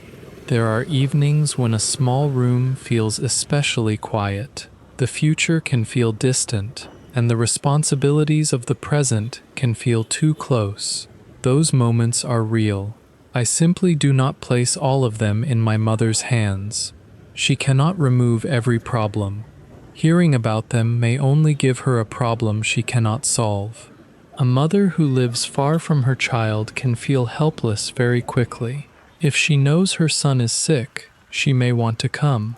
If she cannot come, worry fills the space where action should be. I do not want her sitting alone, imagining that I am suffering without help. This does not mean I should hide a serious illness. If something truly dangerous happened, my family would need to know. Keeping silent in that situation would not be strength. It would only create a greater problem. Ordinary stress is different. A difficult day does not always need to travel home through the phone. Sometimes it is enough to rest, eat, sleep, and begin again. The next time my mother calls, I want to be able to say that the difficult moment has passed. There is a quiet promise inside the words, "I am fine." The promise is that I will try to make the statement true. That is why health has become connected with my responsibility as a son. Taking care of myself prevents some of my burden from becoming hers. I exercise in a small room because a gym membership does not fit my budget. I drink water because it is simple and affordable. I eat eggs because they provide protein at a price I can maintain. None of these habits is perfect. They are attempts to remain strong enough to live independently. If my body stays healthy, My mother can spend less time worrying about me. She has already cared for a seriously ill husband. She understands better than most people how one person's health can reshape the entire family. She does not need another experience like that. My father's illness was not his fault. The family did everything possible because he needed us. Still, the experience showed how fragile normal life can be. 1 month, a family is working and planning. Then a serious illness arrives. Money begins moving toward hospitals and medicine. Someone changes their work schedule. Someone else stays home to provide care. The future becomes difficult to imagine because all attention is focused on the next day. My mother lived inside that pressure. Even after my father died, the financial effects remained. She did not receive a clean ending. Grief and debt continued together. Knowing this makes me cautious about the way I live. Carelessness with my health would not affect only me. If something happened, my mother would feel responsible, even if she had no power to change it. Parents often blame themselves for problems in their children's lives long after those children become adults. I do not want her wondering whether she should have done more. She has already done enough. The body she helped raise is now my responsibility. Looking after it is one way of respecting the work she put into keeping me alive. When I was a baby, she must have watched every small sign, whether I was eating, whether I had a fever, whether I was sleeping normally. I cannot remember those years, but my life today proves that she carried me through them. Now she is older, and I am the one who should pay attention, not only to my own body, to hers as well. The difficulty is that mothers often minimize their own problems. They may complain about a child's cough while ignoring pain in their own body. They may insist that everyone else eat while saying they are not hungry. They may continue working because stopping feels irresponsible. My mother belongs to a generation that learned to endure quietly. Asking whether she is healthy does not always produce a complete answer. She may say everything is normal. Perhaps it is. Perhaps she simply does not want to worry us. This creates a strange relationship between adult children and their parents. The children hide some difficulties to protect the parents. The parents hide other difficulties to protect the children. Everyone says they are fine.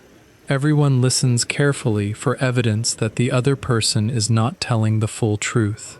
Love becomes a conversation between words and silence. Even so, regular contact matters. A short call tells her that I remember. It tells me that her voice is still there. There are days when nothing important is discussed. Those calls may become the most valuable ones in the future. After someone is gone, people do not always miss dramatic events. They miss ordinary sounds, the way a parent answers the phone, a familiar question, the small complaint repeated many times, the voice saying goodbye at the end of a call. My father lost the ability to speak before he died. That made me understand how precious an ordinary voice can be. There was no final conversation between us, no last piece of advice, no clear goodbye. His illness took language away before death took his body. My mother can still speak with me. I should not treat that as something guaranteed. Sometimes I think about recording more of her voice, not for a video, but for myself. Then I feel uncomfortable, because doing so would mean admitting that one day the voice may no longer answer. Human beings often avoid preparing for grief because preparation feels too close to accepting it. I am not ready to imagine life without her. Perhaps nobody is ever ready. All I can do is pay attention while she is still here. The wish I carry is very modest. One day, I want to take my mother somewhere and let her enjoy herself without carrying responsibility. It does not need to be a long journey. The location is less important than the feeling. During my childhood, she was the person who planned the day, watched 2 children, carried what we needed, and made sure everyone returned home safely. Even on her free days, she remained a mother on duty. Now I would like her to have a day when she does not need to manage anything. I would make the arrangements. I would pay the costs. She could simply come along. Perhaps we would visit a park, just as she once took my sister and me. The same kind of place would feel completely different now. Back then, 2 children ran ahead while their mother followed. In the future, maybe my sister and I would walk beside her more slowly. Time changes the direction of care. Parents begin by holding their children's hands. If life allows enough years, the children eventually become the ones watching their parents' steps. That change can be painful. It can also be an honor. Growing older does not only mean losing youth. It creates an opportunity to return some of the love we received before we were able to understand it. No single trip or meal can repay a mother. I do not think love should be treated like a debt. My mother never kept a record of the meals she cooked or the nights she worried about us. Repayment is not the right word. What I want is participation. I want to participate in her happiness while there is still time. A good meal is part of that dream. Whenever I imagine it, there are 3 people at the table: my mother, my sister, and me. The image is simple because our family has become simple. My father's chair cannot be filled. The remaining family is the 3 of us. For the meal to happen, money alone is not enough. My sister has to be able to leave work. Travel has to be arranged. Our schedules must meet. My mother has to be healthy enough to enjoy the day. This is why a family gathering becomes more difficult in adulthood. When children are young, the family is together because everyone lives under the same roof. Later, togetherness must be planned against jobs, distance, expenses, and responsibilities. The table may only need 3 chairs. Bringing the 3 people to those chairs can take years. I do not need an expensive restaurant. A hot pot meal would already feel special. The shared pot has a warmth that suits a family reunion. Everyone reaches toward the center. Food continues cooking while the conversation moves slowly. There is time to ask questions and listen. A meal like that cannot be eaten in 2 hurried minutes before returning to work. The value would come from having nowhere else to be for a while. I want my mother to choose what she likes without checking whether it is too expensive. Many parents develop the habit of refusing things for themselves. Even when their children offer, they say the cheaper choice is enough. They spent so many years placing the family first that receiving can make them uncomfortable. Perhaps my mother would still look at the prices. Perhaps she would tell us not to order too much. That would be like her. I hope one day I can smile and say that she does not need to worry about the cost of that meal. Not because I have become rich, because I planned for it and the money has already been set aside. That moment would mean progress. It would show that the family had moved at least a little beyond the period when every amount had to go toward illness and debt. The debt still exists, so I do not pretend that one meal would change our financial condition. A life cannot be lived only after every obligation disappears. There must be space for a memory while repayment continues. Otherwise, years can pass with the family always waiting to begin living. There is a difference between responsibility and punishment. Paying debt is responsibility. Refusing every moment of happiness until the debt is gone can become punishment. My family has already paid with a house, years of work, distance, and stress. We are allowed to share a meal. We are allowed to laugh. We are allowed to create a new memory that is not connected with illness. I think my father would want that. He would not want the suffering caused by his disease to become the only story the family tells forever. He loved us before he became sick. Remembering that love should also mean continuing to live. My mother deserves more than a life defined by what she lost. She is not only a widow, she is the woman who raised 2 children, cooked good meals, took us to the park, and held the family together when circumstances became difficult. There is still a person inside every role. Parents can become so closely connected with duty that their children forget they also have personal hopes. I sometimes wonder what my mother wanted when she was young. What kind of life did she imagine before marriage, children, illness, and debt? Did she want to travel? Was there something she wanted to learn? What kind of places made her happy? Children know their mothers as mothers. They may know very little about the woman who existed before that identity. Perhaps I should ask her more. There are many things we never discuss because family conversations become focused on practical matters: health, money, food, work. The deeper questions are delayed. One day, it may be too late to ask them. I regret not knowing more about my father's inner life. I know some of his habits and the things he taught me. There are many questions I never thought to ask while he could still answer. What frightened him? What did he regret? What was the happiest period of his life? Did he feel proud of the way he lived? What did he dream about when he was young? His voice is gone, and those answers disappeared with it. With my mother, there is still time. Time, however, does not create conversations by itself. Someone has to begin them. Maybe during that future meal, I can ask about the parts of her life that existed before my sister and I were born. Perhaps she will laugh and say there is nothing interesting to tell. Parents often underestimate how meaningful their ordinary lives can be to their children. I would still like to listen. Her story is part of mine. Understanding her may also help me understand the decisions that shaped our family. The future, I imagine, is not grand. A small house would be enough. Some land outside the crowded center, space to grow vegetables, maybe a few chickens or fish. A quieter place where my mother could have clean food and less pressure.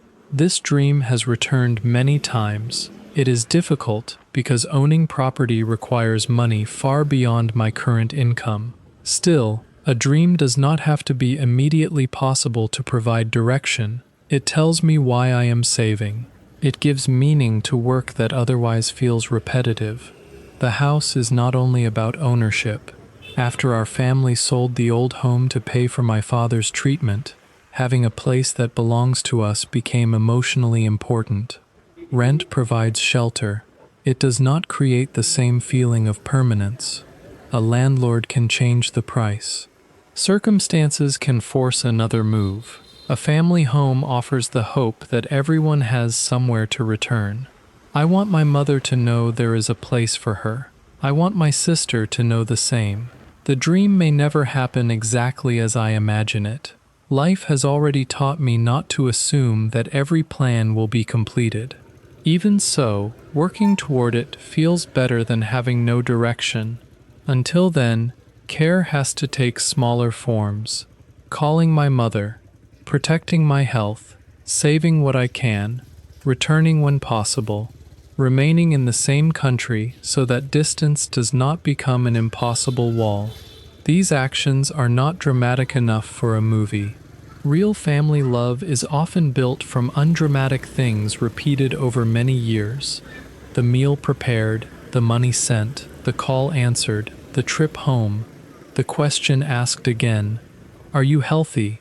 Have you eaten?" For a long time, I thought success meant creating a life that looked impressive from the outside. Now my definition is more personal. Success would mean my mother can sleep without worrying too much about her children. It would mean my sister can return home without being afraid of losing the income from several days of work. It would mean the three of us can sit together and remember my father without every memory ending in pain. It would mean having enough, not necessarily having everything. My mother is one of the main reasons I continue trying to live well. On days when motivation disappears, I remember that my health affects her peace. Giving up on myself would not remain a private decision. It would travel through the family. The same is true for my sister. She works far away, but we remain connected by the same concern for our mother. The three of us are no longer under one roof. In some ways, we are still moving around the same center. That center is family.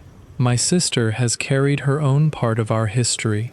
While I stayed closer to home during my father's final period, she worked far away and sent money back. Distance kept her from seeing some of what happened directly. It did not protect her from the pain. Sometimes the person who is far away carries a special kind of guilt. They wonder whether they should have returned. They imagine what the people at home are facing. They work because the family needs money, while part of them wishes they could stop working and simply be present. My sister rarely speaks dramatically about these things. She is a good person and loves our mother. Much of what she has done has been quiet. One day, I hope to give her something that money usually takes away from low-income workers. Not an expensive object. Time. Time away from work. Time to come home. Time to sit beside our mother. Time for the three of us to share the meal we have delayed for too long.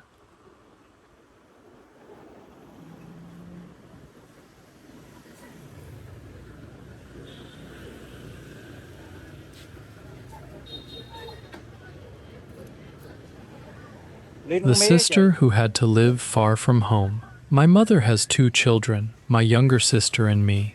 When we were young, the 3 of us could go to the park together without planning very much. We lived close enough that being together felt normal.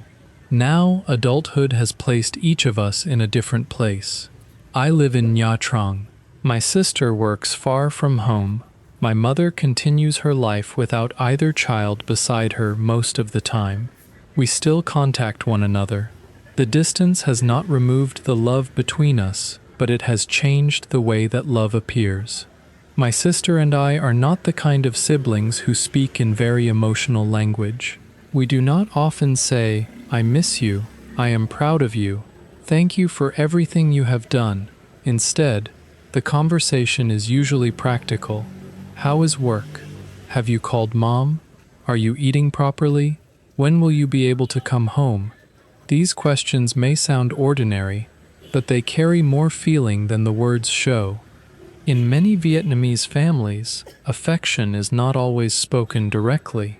People show it through concern, through money sent home, through food, and through small reminders repeated over many years. My sister is a good person. She loves our mother and has always cared about the family. When my father became seriously ill, she could not remain at home all the time. The family needed money, so she continued working far away and sent what she could to help. I stayed closer to home and saw more of my father's condition directly. I helped care for him. My mother stayed beside him. From the outside, it may seem that the people at home were carrying the most difficult part. For a long time, I may have thought that way too. As I became older, I began to understand the burden of the person who is far away. My sister was working while knowing that her father was seriously ill. She could not see his condition with her own eyes every day. She depended on phone calls and whatever information the family could give her. Every call may have carried the possibility of bad news. She had to continue doing her job while part of her mind remained at home. That is its own kind of suffering. When you stay beside a sick parent, the pain is visible. You know what needs to be done. You can prepare food, clean the room, give medicine, or simply sit nearby. When you are far away, there may be nothing you can physically do. You work because the family needs your income, but you may also feel guilty because you are not present. The person at home may wish for more money. The person away from home may wish for more time. Neither side has enough of what the other side can provide. This is one of the difficult realities of a low-income family. Love does not always allow everyone to remain together. Sometimes love is the reason someone leaves. My sister did not work far away because she did not care about our parents. She did it because the family needed help. A person can miss home deeply and still be unable to return. People often look at workers living away from their hometown and think only about the money they earn. They may not see what is being exchanged for that income. The worker misses ordinary meals. She misses birthdays and family gatherings. She may hear that someone is sick, but still have to complete another shift. She may want to take a few days off, but know that those days will reduce her pay. The decision to return home is not only about buying a ticket, there is also the money lost during the days she does not work. For someone with a stable salary and paid leave, taking time off may be simple. For someone earning money through long hours or daily work, rest has a direct price. A day at home can mean less money for rent, less money for food, less money sent to the family.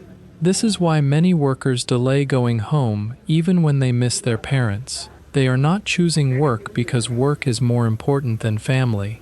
They are choosing work because family depends on the result. The situation can feel cruel.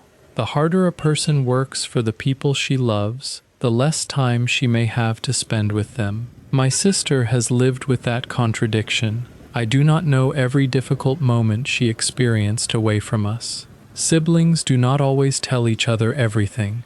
Perhaps there were nights when she was tired and did not want to make anyone worry.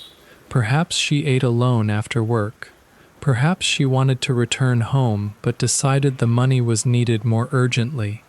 I cannot present those possibilities as facts because they belong to her private life. What I do know is that working away from family requires endurance. It requires accepting that some important moments will happen without you. My father's illness divided the family into different responsibilities. My mother provided care. I helped at home. My sister contributed from a distance. None of those roles was easy. They were simply the roles circumstances gave us. After my father died, the debt remained. My sister continued helping. The family did not suddenly become free from responsibility after the funeral. In some ways, a funeral marks only the end of the medical emergency. The financial consequences continue quietly for years. People return to work. The house becomes silent. Payments still need to be made. My sister and I both learned that grief does not stop the cost of living. There was no long period when the family could rest and recover. We had to continue. Looking back, I realized that my sister also lost more than her father. She lost part of the time she might have spent beside him. She lost time with our mother. She lost years that could have been simpler if the family had not been carrying illness and debt. I lost those things too. The difference is that I was physically closer to what happened. She had to understand much of it from far away. Distance can make grief feel incomplete. You may not witness every change. Then you return and discover that life at home has moved forward without you. The person you remember may no longer be there. The house may no longer belong to the family. The routines from childhood have disappeared. Home remains emotionally important, but the physical place has changed. When our family sold the house, we lost more than property. A house holds evidence that people once lived together. There are familiar corners, marks on a wall, a place where someone used to sit, the kitchen where meals were prepared, the door everyone once entered at the end of the day. After the house is gone, the family still exists, but it no longer has the same center. My mother is in one place. My sister works in another. I rent a small room elsewhere. We remain connected, yet there is no longer one permanent home where all three of us naturally meet. Perhaps that is one reason the idea of a meal together means so much to me. A table can become a temporary home. For a few hours, everyone returns to the same place. The family does not need to own the building. It only needs enough time to sit together. In my first video, I said that one day I hope to buy time for my sister. I still think about that sentence. At first, it may sound strange. Time is not an object in a store. No one can purchase an extra year. No one can bring back the days lost during my father's illness. What I mean is much more practical. I want to have enough money to tell my sister, take a few days off, come home. Do not worry about the income you will lose. I will cover the travel and the basic costs. For someone living with limited money, this would be a meaningful gift. An expensive phone might be useful, new clothes might make her happy, but time with our mother has a value that becomes greater every year. A phone can be purchased later. A day with a parent cannot always be postponed.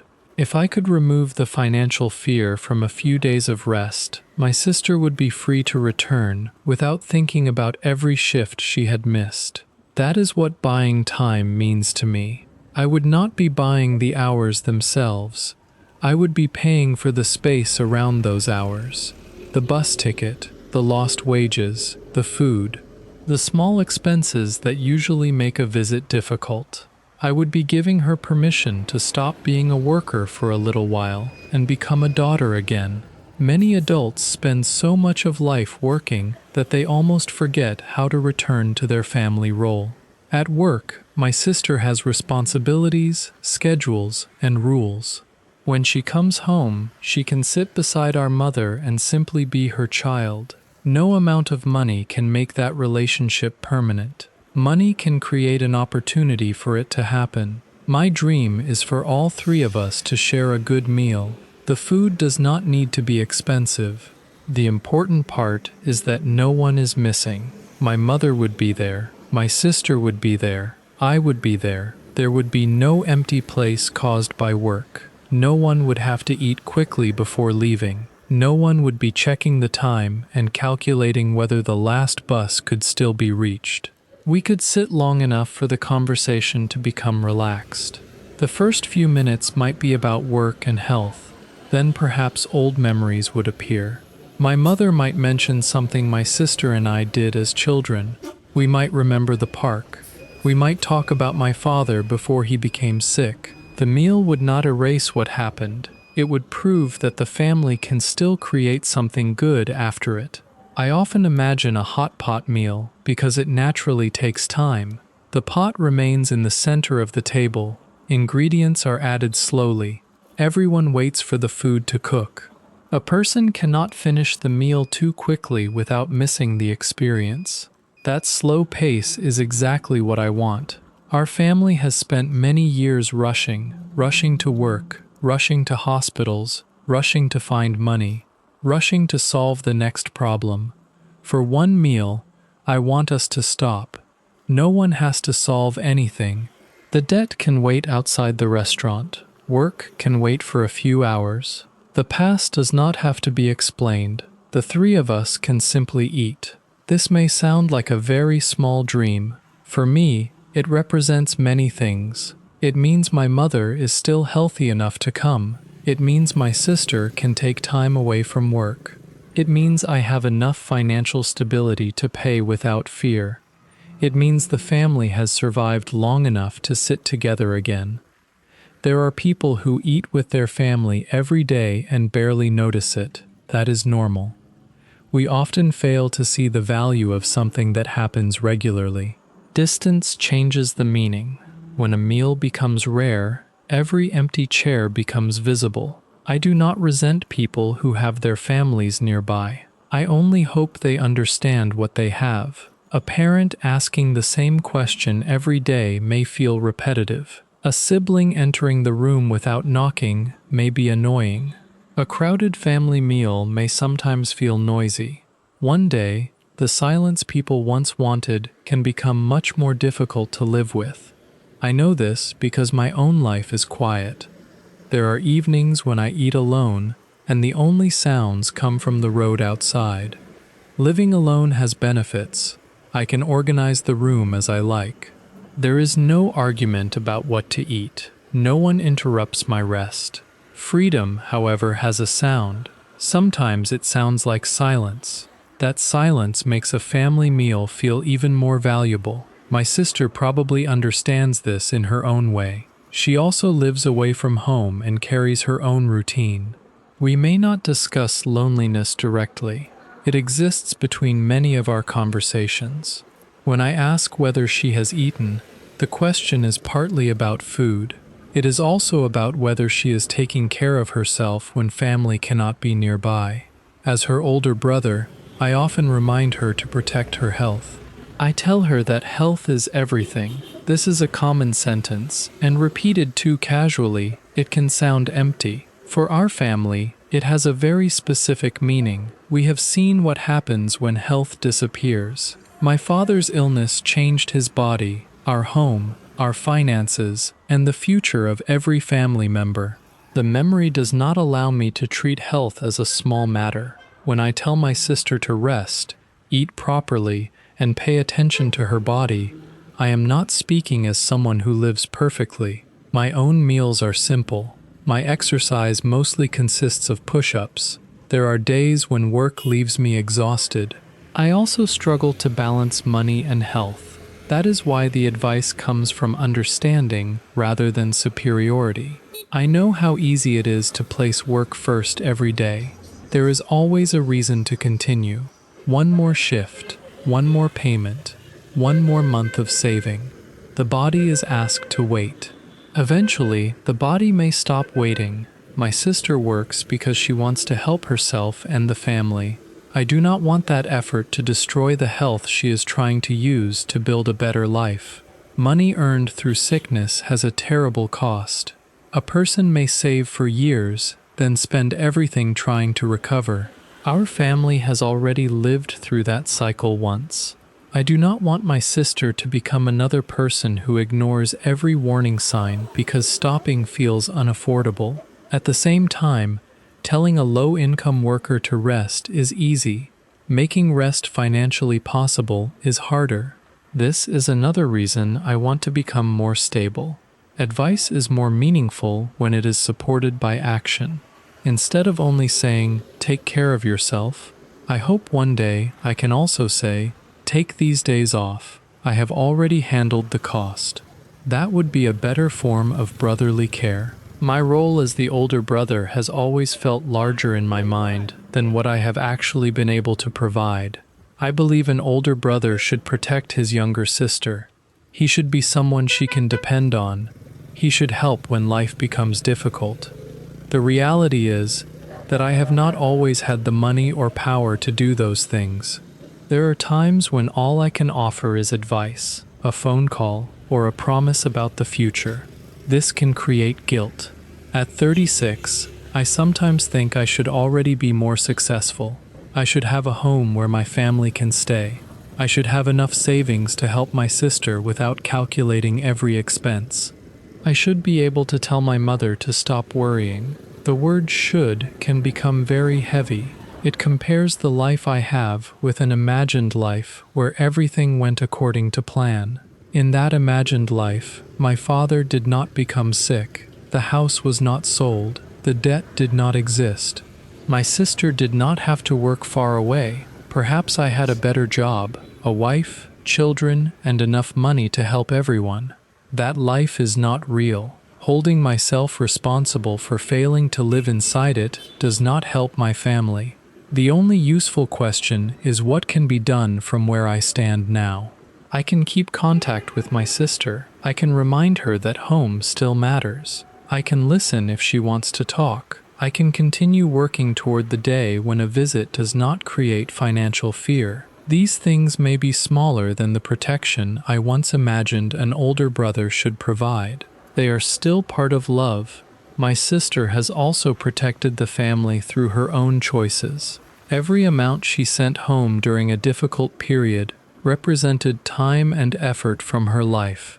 Money is often discussed as a number. Inside a working person's income are hours, early mornings, tired evenings, meals eaten quickly, days when the body wanted to rest but continued. When someone sends money home, they are sending a piece of their time. My sister has already given the family many pieces of hers. This is why I want to return some time to her, not as repayment. Family love should not become an account where every action must be balanced. It is simply recognition. I see what she did. I may not have said it clearly. I have not forgotten. The things I have never said to my sister. There are many things I have never said clearly to my sister. Perhaps this is normal between siblings. We grow up in the same family, share the same parents, and understand parts of each other's history without needing to explain them. Because of that familiarity, important feelings are often left unspoken. We assume the other person already knows. Maybe she knows that I am grateful. Maybe she understands that I respect the sacrifices she made. Maybe she can hear the concern hidden inside my ordinary questions. Still, knowing something and hearing it directly are not the same. I have probably never told her that I am proud of her. Not because I am not proud. The words simply never became part of our conversations. In our family, people tend to show care through actions. My mother cooked. My father taught me practical things. My sister worked far away and helped with money. I stayed near home and cared for my father during his final period. Everyone did what circumstances required. There was little time to stop and praise one another. The family was trying to survive. When survival becomes the main goal, gratitude can remain silent for many years. Now, looking back, I can see more clearly what my sister carried. She was not only earning money, she was living with the knowledge that our father was seriously ill while she was far away. She was helping the family and, at the same time, losing the chance to be present for many ordinary moments. People often imagine sacrifice as one dramatic decision. In reality, it may be hundreds of small decisions repeated quietly. Going to work while worried, not buying something for yourself because money is needed at home, continuing a shift after receiving a difficult phone call, delaying a visit because travel costs too much, telling your mother that everything is fine so she will not worry about you. These decisions do not create a large scene. Most people never see them. They simply become part of a person's life. My sister is not someone who complains constantly or asks everyone to notice what she has done. She is a good daughter. She loves our mother. That love has often appeared through responsibility rather than words. Perhaps that is why I feel she deserves a period of life when responsibility becomes lighter. Not forever. Even a few days would mean something. When I say that I want to buy time for her, I am thinking about all the invisible costs attached to a visit home. A worker does not only need a ticket, she may lose several days of income. There may be meals along the journey, transportation between the station and home, small expenses that always appear. Then there is the worry waiting in the back of her mind. How much money was lost by taking time off? Will the employer be unhappy? Will there be enough for rent at the end of the month? Can she still send money home? A visit meant to bring happiness can become filled with calculation. That is the calculation I hope to remove one day. I want her to arrive without guilt. I want her to sit beside our mother without feeling that every hour at home is costing too much. I want her to sleep without setting an early alarm for another shift. For a short time, she should be allowed to belong only to the family. No uniform, no manager, no schedule controlled by someone else. Just a daughter returning to her mother and a sister sitting beside her brother. Time is one of the most expensive things in a working person's life. A wealthy person can sometimes stop working without immediate danger. Savings continue protecting the household. Bills can still be paid. For someone with limited income, time away from work has a clear cost. That is why rest can feel irresponsible even when the body desperately needs it. This is also why family visits are postponed. People keep saying, maybe next month, maybe during the holiday, maybe after I save a little more. The date moves further into the future. Parents grow older while everyone waits for the convenient moment. I understand this because I have postponed many things too. Work always provides a reason. Debt provides another. Money tells us that today is not the right time. The danger is that money will say the same thing tomorrow. My father's illness taught me that a future plan is not a promise. He intended to attend my graduation. I intended to have more conversations with him. Neither of us knew how quickly those opportunities would disappear. This is why the meal with my mother and sister feels important. It is not simply something pleasant I would like to do. It represents a decision not to postpone family forever. Perhaps the meal will not happen in the perfect restaurant. Maybe the table will be small. Maybe the food will be ordinary. That would be enough. The important thing is to sit together while everyone is still able to come. Our father will not be there. His absence will always be part of the family. Even during a happy meal, someone may remember him. Perhaps my mother will mention a dish he liked. Perhaps my sister and I will remember one of his habits. The conversation may become quiet for a moment. That is not a reason to avoid the gathering. A family does not honor the dead by refusing to create new memories. My father's place in our lives will remain. The 3 people who are still here also deserve time together. I think this is something grief slowly teaches. At first, happiness can feel disloyal. You laugh, then suddenly remember that someone is gone. For a second, you wonder whether you should feel guilty. How can life continue when that person cannot continue with it? Later, you understand that continuing to live is not the same as forgetting. The love remains inside the new experience. If my mother smiles during the meal, my father's memory is not being erased. If my sister rests for a few days, it does not mean she has forgotten the years of hardship.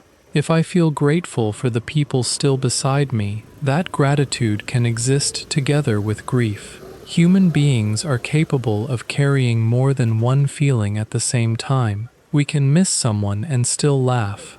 We can have debt and still enjoy a meal. We can feel tired and still remain hopeful. Life is rarely only sad or only happy. Most days contain a mixture. As an older brother, I sometimes feel that I have not done enough. The idea of being the older one creates expectations. I should be stronger. I should protect my sister. I should provide solutions when the family faces trouble. I should have enough money to help without hesitation. Those expectations exist even when nobody says them directly. They come from culture, family, and my own understanding of what an older brother is supposed to be. The problem is that responsibility does not automatically create ability. Wanting to protect someone does not give you more income. Caring deeply does not produce a house. Love does not immediately remove debt.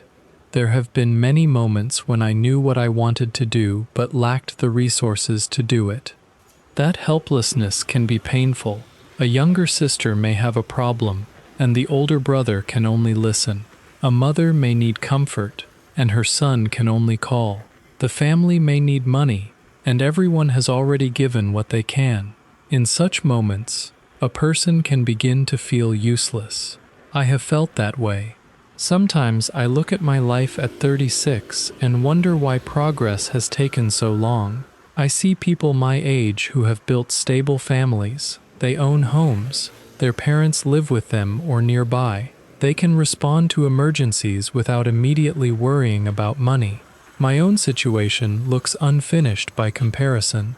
I am still renting. The debt remains. My mother and sister live far from me. I am single. There is no large safety net beneath our family. Comparison can turn these facts into evidence of failure. It can also make a person forget the road he has already traveled. My family did not begin from an easy place. We lost a father. We sold a home. We carried medical debt. Everyone had to work while grieving. My sister went far away. My mother continued living with the loss. I tried to build a life while helping where possible. Perhaps progress should not be measured only by what we own. Maybe survival without losing kindness is also progress. Remaining connected after years of distance is progress. Continuing to care about one another when money is tight is progress. Refusing to abandon a sick parent was progress, even though it created more debt. The world may not reward these things financially. They still reveal something about a family. I do not want hardship to become an excuse for treating the people closest to me carelessly. Money creates pressure, and pressure can easily turn into anger. Family members begin blaming one another. Someone says another person did not contribute enough. The person working far away believes the people at home do not understand. The people at home believe the worker does not know how difficult the daily care has become. Everyone is tired, so each person starts defending their own suffering. This can divide a family even when everyone is trying to help. I am grateful that my sister and I still love each other. We may not agree on everything. No siblings do. There may have been misunderstandings, frustration, or periods when communication became less frequent. What matters is that the connection remains. The shared history is larger than a temporary disagreement. We both know what our mother has endured. We both remember our father in different ways. We both carry part of the responsibility that continues after his death. This creates a bond that distance cannot easily erase. One day, when our mother is no longer here, my sister and I will be the only two people who share certain memories. Other relatives may remember parts of our family. Friends may know some stories. Only the two of us were the children inside that home. We remember our parents not only as adults, but through the eyes of children. We know the feeling of being taken to the park by our mother. We know the atmosphere of the family before illness changed everything. We understand what was lost when the house was sold. This makes the relationship with my sister even more valuable. She is not only my younger sister, she is a witness to the part of my life that existed before I became the man I am now. There are memories I may forget that she still carries. There are parts of our mother's life she may understand better than I do. There may also be pain she has never described. Perhaps one day, during that meal, we will talk more honestly. Not in a dramatic way. I do not imagine us suddenly giving long speeches to one another. Maybe the conversation will begin with something simple. She may mention a difficult year at work. I may tell her more about caring for our father. Our mother may explain something she protected us from when we were young. Families often carry incomplete versions of the same story. Each person saw a different side. Bringing those sides together can help everyone understand the past more gently. For years, I thought strength meant carrying difficult memories alone. Now I think sharing them with the right people can also be a form of strength. Silence protects us for a while. Too much silence can become another distance. My sister deserves to know that I saw her effort. She deserves to hear that the money she sent was not taken for granted. Every contribution carried hours of her life. Perhaps the amount did not always solve a large problem. That does not reduce its meaning. A small amount sent by someone with little can represent more sacrifice than a large gift from someone wealthy. The value lies partly in what the person had to give up. I hope she knows that. One day, I would like to say it directly. Thank you for helping our family. I know working far away was not easy. You were not absent because you did not care. I am proud that you continued. These sentences are simple. For some reason, simple emotional sentences are often the most difficult to say to family. Maybe we fear becoming uncomfortable. Maybe we assume there will be another opportunity. I have already lost one person before saying everything I wanted to say. That should make me braver with the people who remain. My advice about health is also part of what I want my sister to understand. When I tell her that health is everything, the sentence is not meant to create more pressure. She already has enough pressure. I do not expect her to live perfectly. Resting is not always possible. Healthy food is not always affordable. Work schedules are not always under her control. I know these limitations because my own life contains similar ones. The message is simply that her life matters beyond the money she earns. The family needs her, but not only as a worker. Our mother needs her daughter. I need my sister. A salary can be replaced by another salary. A person cannot be replaced in the same way. Sometimes, low-income families unintentionally reduce people to what they contribute. The son who earns money, the daughter who sends money home, the mother who cooks and cares for everyone, the father who works. Each person becomes a function. When that function stops, the family panics. Behind every function is a human being who becomes tired, afraid, and lonely. My sister is not valuable only because she helped financially. Even if she had been unable to send anything, she would still be my sister. Her health and happiness should not be sacrificed completely for the family's survival. The same is true for me. Learning this has taken time. Responsibility is honorable, but a person can disappear inside it. He works so long that he forgets what makes him happy. She helps everyone until she no longer knows how to receive help. The family survives, but each person becomes emotionally exhausted. I do not want that future for us. The debt must be paid. Work must continue. Our mother still needs care and attention. At the same time, the three of us are allowed to remain human. We need rest. We need conversation. We need a meal that is not eaten under pressure.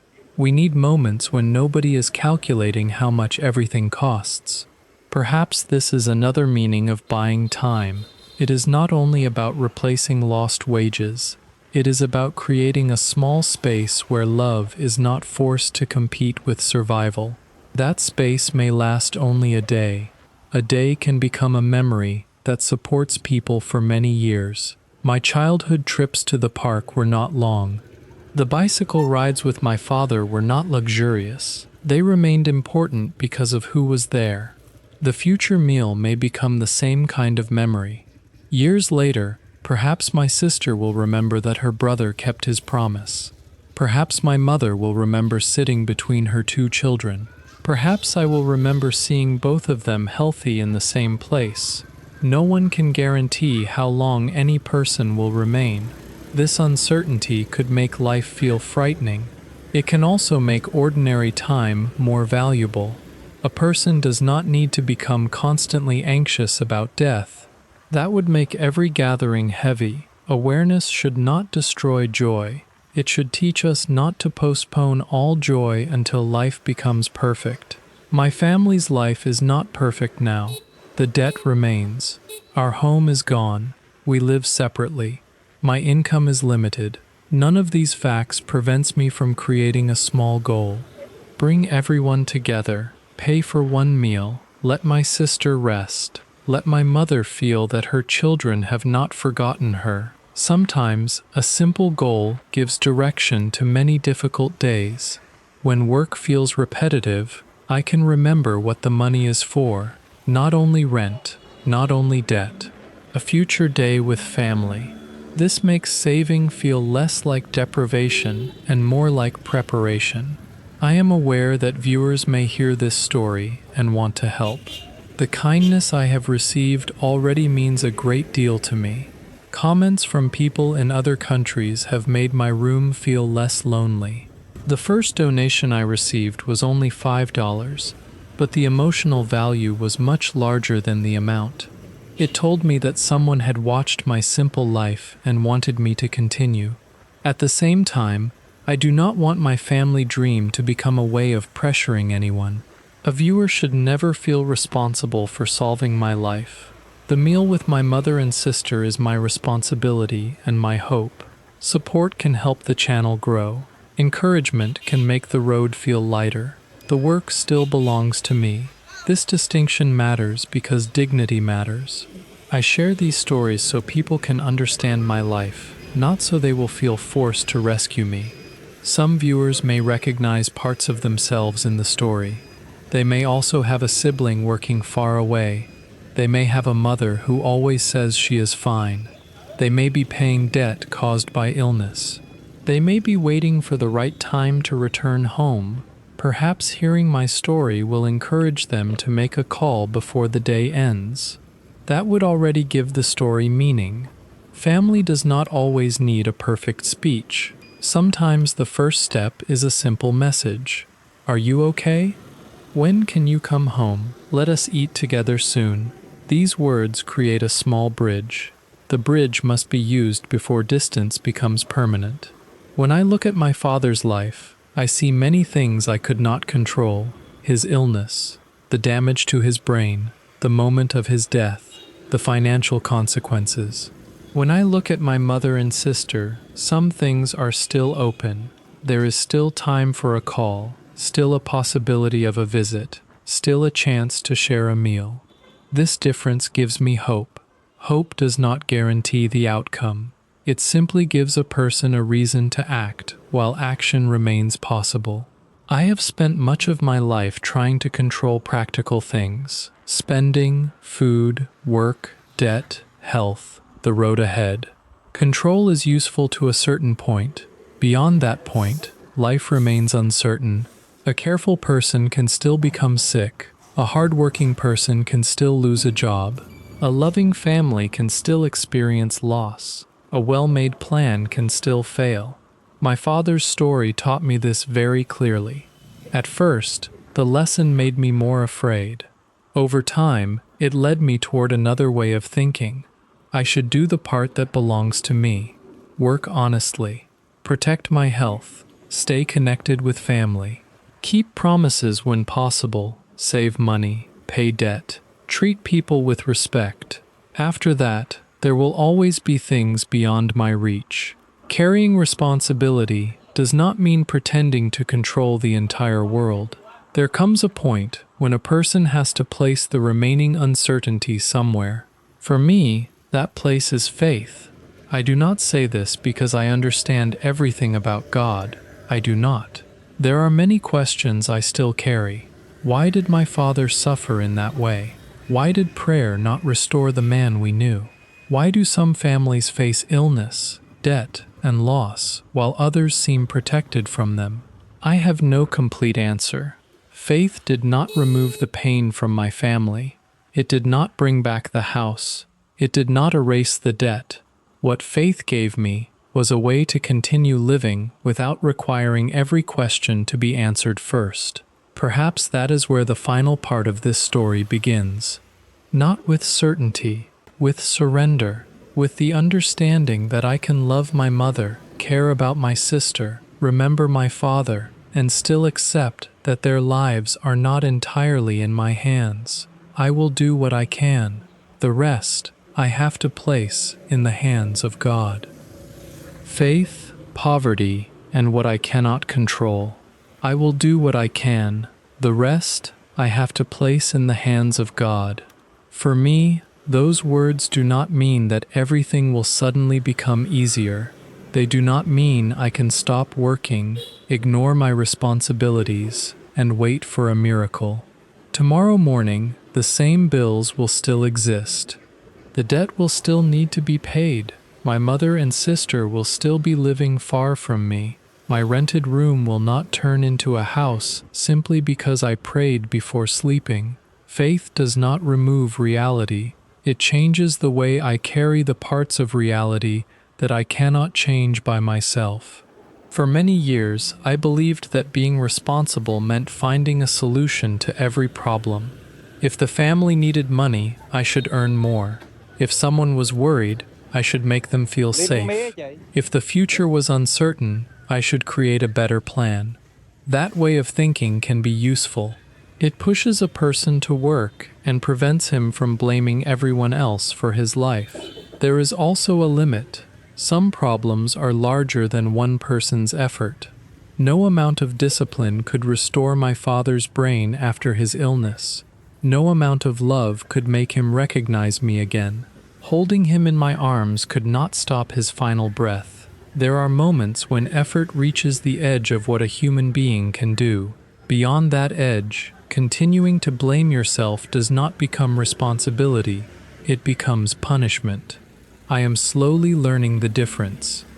My father was cared for. My family searched for treatment. We spent money we did not really have. The house was sold. Debt followed us. Still, he died. For a long time, part of me wondered whether something more could have been done. Maybe another hospital, another doctor, another medicine, another amount of money. Questions like that have no natural ending. The mind can continue creating different possibilities forever. At some point, I had to accept that love is not always powerful enough to prevent loss. That does not make love useless. It means love has another purpose.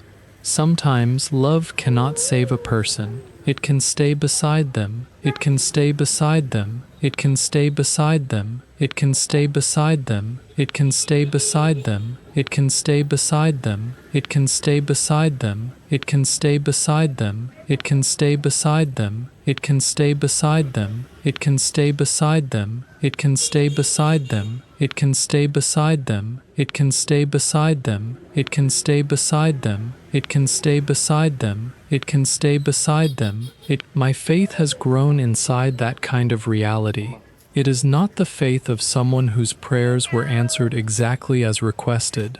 There were many things I asked for that never happened. My father did not recover.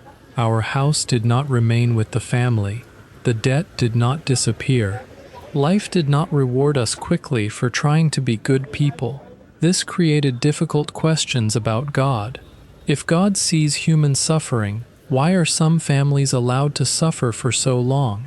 Why does illness enter the body of one person and then spread its consequences through everyone who loves him? Why do honest people sometimes work for years and remain poor, while others seem to receive opportunities much more easily?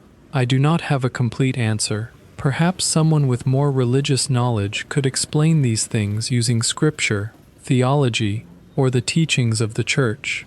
My understanding is simpler. There are days when I believe strongly. There are also moments when doubt appears. I do not think doubt automatically destroys faith. Sometimes doubt is what remains when a person has experienced something too painful for an easy answer. Pretending to understand everything would be dishonest. My father's suffering did not become meaningful just because I believed in God. Pain was still pain. Loss was still loss. The morning he died was still one of the hardest mornings of my life. Faith gave me permission to say, I do not understand this. Then, after saying it, I could still take the next step. Perhaps that is what faith means to me now. Not certainty about every answer, enough trust to continue without receiving every answer. People sometimes speak about surrender as though it were weakness. To me, surrender is recognizing the border between my responsibility and my control. My responsibility is to work honestly. My responsibility is to take care of my health with the resources available to me. My responsibility is to call my mother, care about my sister, pay my debts, and treat people decently. The results are not completely mine. Hard work may improve life, but it cannot guarantee success. Careful driving reduces risk, but it cannot control every person on the road. Healthy habits may protect the body, but they cannot promise that illness will never come. Love can keep a family connected, but it cannot stop time. Understanding these limits does not make effort meaningless. It makes effort more honest. I can do my part without pretending to be the owner of every outcome. That thought brings a kind of peace. Not the peace of having no problems. The peace of knowing that I am not required to carry the entire future in my mind every hour of the day. The future has often frightened me. At 36, I am still single. I do not own a home. My income is limited. There is debt that has not completely disappeared. My mother is getting older. My sister continues working far from home. If I think about every uncertainty at the same time, the weight becomes too large. What happens if my health becomes worse? What happens if work becomes unavailable? What happens if my mother needs help urgently? What happens if the dream of a small house never becomes real? These questions can fill an entire night without solving anything. Worry creates the feeling of activity. The mind keeps moving, so it seems as though something useful is happening. Most of the time, no solution comes from repeating the same fear until morning. The body only becomes more tired. Faith helps me return to a smaller question. What belongs to today? Today I can work. Today I can be careful with money. Today I can eat, move my body, and stay in contact with my family. Tomorrow will bring its own responsibilities. This does not mean planning is unnecessary. A person should still prepare for the future. Insurance is preparation. Saving money is preparation. Paying debt is preparation. The problem begins when preparation turns into the belief that enough planning can remove all uncertainty. Life has already shown me that it cannot. My father had plans. He intended to attend my graduation. My family expected him to remain part of our lives. One illness changed the direction of everything. That memory could make me afraid to plan at all. Instead, it has taught me to hold plans more gently. I can build towards something without assuming that life owes me the exact result. One of my goals is to own a small house outside the crowded center of Nha Trang. It does not need to be large. A modest home with some land would be enough. I imagine vegetables growing nearby. Maybe there could be a few chickens or a small place to raise fish. My mother could have access to cleaner food and a quieter environment. My sister would know there was somewhere to return when she became tired of working far away. For me, it would mean the family had a home again after losing the old one during my father's illness. That dream gives direction to my effort. It also remains a dream. The cost of property is far beyond what I can easily save. Many years may pass before it becomes possible. Perhaps the final result will look different from what I imagine now. Faith does not require me to stop dreaming. It asks me not to make my peace depend entirely on the dream coming true. If I decide that happiness can begin only after buying a house, then every year before that day becomes something to endure rather than live. The same problem appears with debt. Of course, I want it to be gone. The final payment would bring enormous relief. Until then, life cannot remain permanently suspended.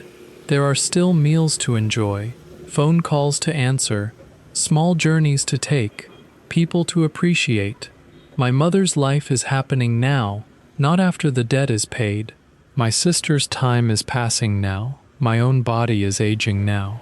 Financial responsibility should protect life. It should not consume every part of life until nothing remains except repayment. This balance is difficult because poverty creates real pressure. I do not believe poverty is beautiful. It is sometimes presented as though people with little money live more honestly, appreciate life more deeply, or possess a special kind of wisdom. Perhaps hardship can teach certain lessons. It can also exhaust people. Poverty limits food choices. It delays medical care. It separates families because someone has to find work elsewhere. It turns rest into lost income. It forces decisions that wealthier people may never have to consider. There is nothing romantic about watching a parent become sick while wondering how treatment will be paid for. There is nothing noble about selling a home because the family has no other option. If my financial situation improves, I will be grateful. I do not want to remain poor merely to preserve an image for this channel. The purpose of working is to create a better life. I hope for better food, a safer home, more time with my family, and enough savings to face an emergency without panic. Wanting those things does not mean I am ungrateful for what I have now. Gratitude and ambition can exist together. I can appreciate my rented room while still hoping to own a home. I can be thankful for eggs and vegetables while wishing for a more varied diet. I can accept my present life without promising to remain in the same position forever. The freedom I find inside a simple life does not come from lacking money. It comes from refusing to let money decide whether I deserve respect. I may wear similar clothes often. My meals may be repetitive. My motorbike may be old. These facts describe my circumstances. They do not completely describe my value. A person can live in a beautiful house and still treat others badly. Another person can live in a small room and remain honest, responsible, and kind. Property changes comfort. It does not automatically create character. This distinction has become important because debt caused some people to look down on my family. Their attitude suggested that losing our house had also reduced our worth. For a while, that judgment hurt. Eventually, I realized that defending ourselves to everyone would waste energy needed for more important things. The debt had a history. It came from trying to care for my father. Other people were free to misunderstand. Their opinion could not change the truth. My family continued working. That was more useful than arguing. Dignity, for me, is not pretending that the debt does not exist. It is meeting the responsibility without allowing shame to destroy the rest of life. It is not asking to be admired for hardship. It is also not apologizing for surviving it. There is a quiet difference between humility and humiliation. Humility allows a person to admit his limitations. Humiliation tells him that those limitations make him less human. Faith helps me reject the second idea. If my life has value only after I become wealthy, married, or successful, then value belongs to achievement rather than existence. I do not believe God waits for a person to own property before seeing him as worthy. This does not make laziness acceptable. A person should still use the abilities he has. He should contribute, learn, and take responsibility. The work comes from value. It does not create value from nothing. This is something I wish more struggling people could believe. Financial difficulty can create deep shame. A man may avoid old friends because he feels unsuccessful. A woman may remain silent about a problem because she fears being judged. Someone may look at social media and believe everyone else is moving forward while their own life has stopped. I have compared myself too. At 36, many men have wives, children, homes, and careers that appear stable. My life looks very different. For a long time, these differences felt like evidence that I had fallen behind. Now I question the idea of one correct timeline. People do not begin from the same place. One person receives a house from his parents. Another sells the family home to pay for treatment. One begins adulthood with savings. Another begins with debt. One can focus entirely on personal progress. Another spends years helping relatives survive. Comparing only the final appearance ignores the road behind it. This does not mean I should make excuses for every failure. Some mistakes belong to me. There were opportunities I did not use well. There were moments when fear, confusion, or lack of discipline slowed my progress. Taking responsibility for those mistakes is healthy. Treating the entire life as a failure is not.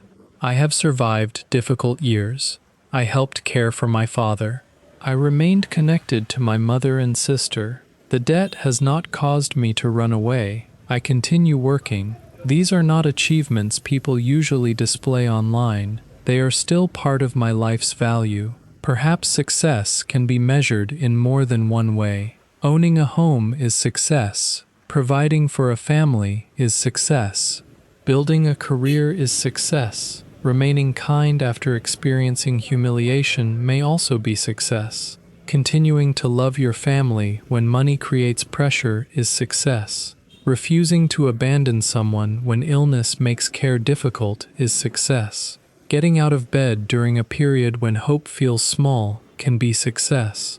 These forms of success do not replace financial progress. They make the picture more complete. My life is unfinished. That is not the same as being worthless. As long as I am alive, there is still room to learn, work, repair mistakes, and create something better. Faith keeps that possibility open. It tells me that the worst chapter does not have to become the final meaning of the entire story. My father's illness changed our family. It did not erase every good thing that came before it. Debt changed our living conditions. It did not remove our ability to care about one another. Being single at 36 changes my experience of life. It does not mean love is absent. My mother, my sister, the memory of my father, and even the kindness of people watching from far away are all forms of connection. I did not expect strangers on the internet to become part of my encouragement. When I first began sharing my life, I did not know whether anyone would care. The room, the food, the old motorbike, and the ordinary roads of Trang did not seem special to me. They were simply my daily reality. Then comments began arriving from different parts of the world. People told me where they were watching from. Some shared their own experiences with loneliness, family, illness, or financial struggle. A few wrote that the videos made them feel less alone. That surprised me. I thought I was showing a small life. The viewers showed me that small lives can still recognize one another across great distances.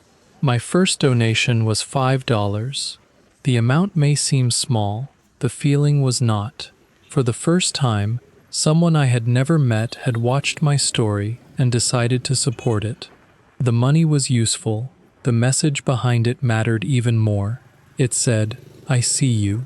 Sometimes being seen is enough to help a person continue. I do not believe every kind comment is a miracle in the dramatic sense. There was no light from the sky, no debt vanished. Still, the timing often felt meaningful. After many years of working, eating, and returning to a quiet room, suddenly, there were voices from far away entering that silence. Perhaps God's help does not always arrive in the form we imagine. Sometimes it arrives through an opportunity, sometimes through another person, sometimes through the strength to complete one more ordinary day. This is not something I can prove. It is simply how I have begun to understand the kindness appearing in my life. The support of viewers does not remove my responsibility. No one watching should feel obligated to rescue me. My life remains mine to carry. Your attention makes the road less lonely. That is already a generous gift. When a person has lived alone for a long time, a sincere comment can create a surprising amount of warmth.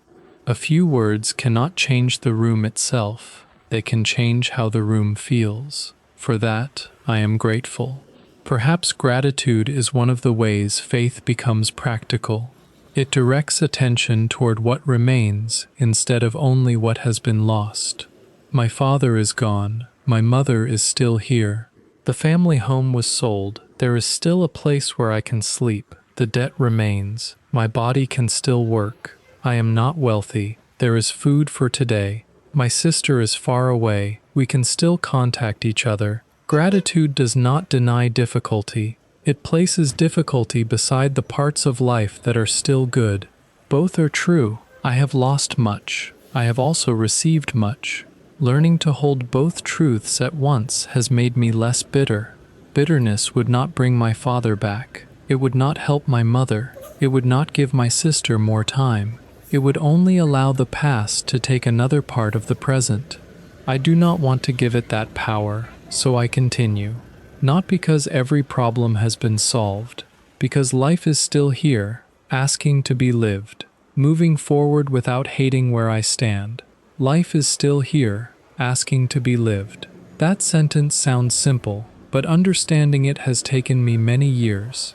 For a long time, I treated the present as a place I had to escape from. The rented room was only temporary. The debt was something that had to disappear before I could relax. Loneliness was something that would end after I found the right person.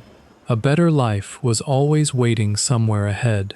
Because of that, I often looked at the life in front of me as though it did not count yet. Today was only preparation.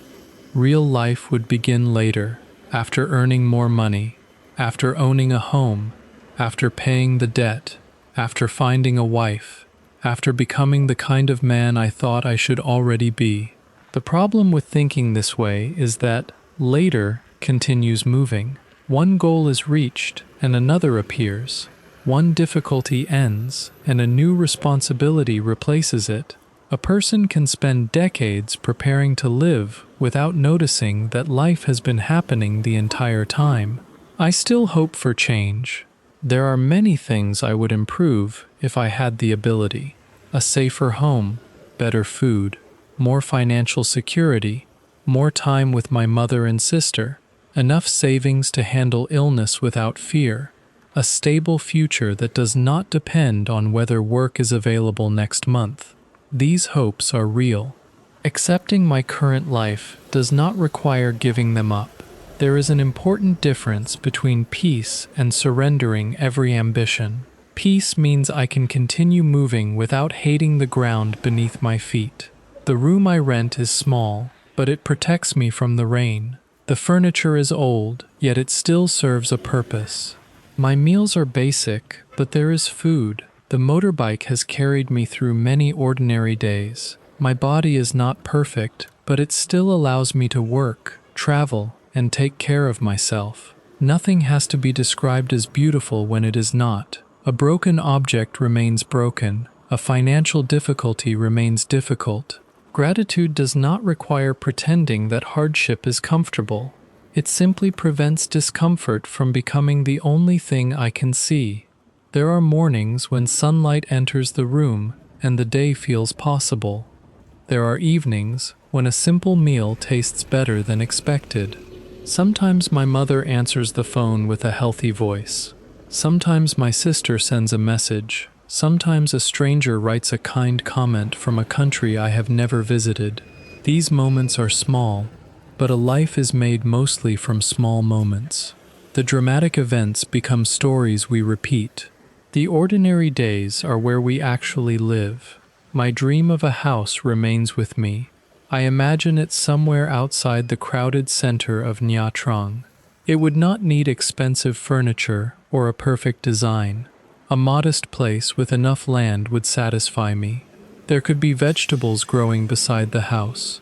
Perhaps a few chickens, maybe a small area for fish. The purpose would not be to become completely independent from the world. It would simply provide cleaner food, lower living costs, and a little peace. My mother could spend time there. She would have a quiet place to rest and food grown close to home.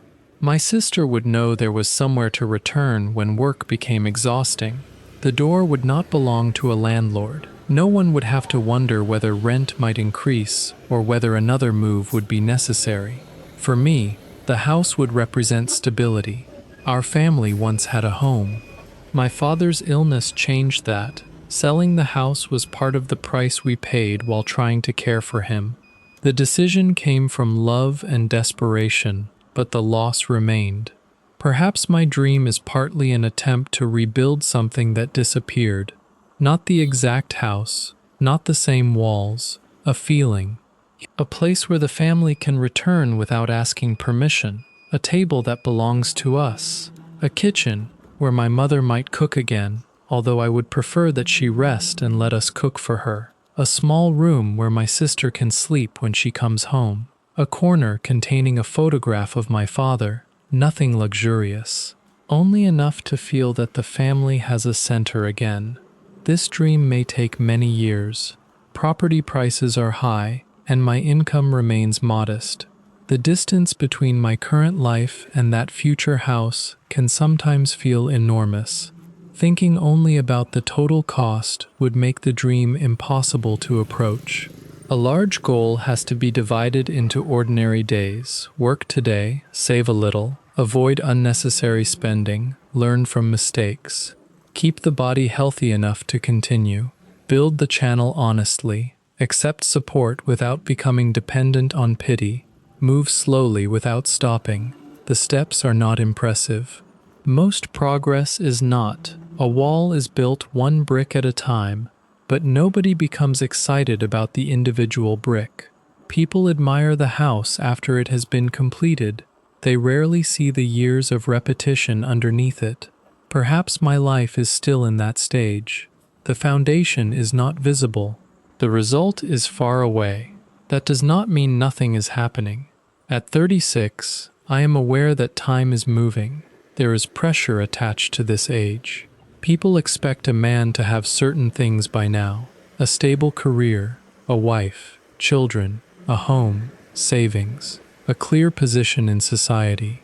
When those things are missing, it can feel as though the person himself is incomplete.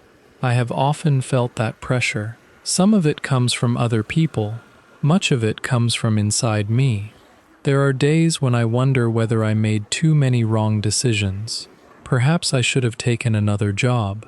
Perhaps leaving Vietnam would have produced more money. Perhaps I should have taken greater risks when I was younger. Perhaps I spent too much time being afraid. These questions may contain some truth. Every adult life includes missed opportunities. Looking back with today's knowledge makes the old choices appear simpler than they were. At the time, however, the future was not clear. I made decisions with the understanding, fear, responsibilities, and resources I had then. Some choices helped me, others slowed me down. All of them became part of the road that brought me here. Regret can be useful when it teaches a lesson.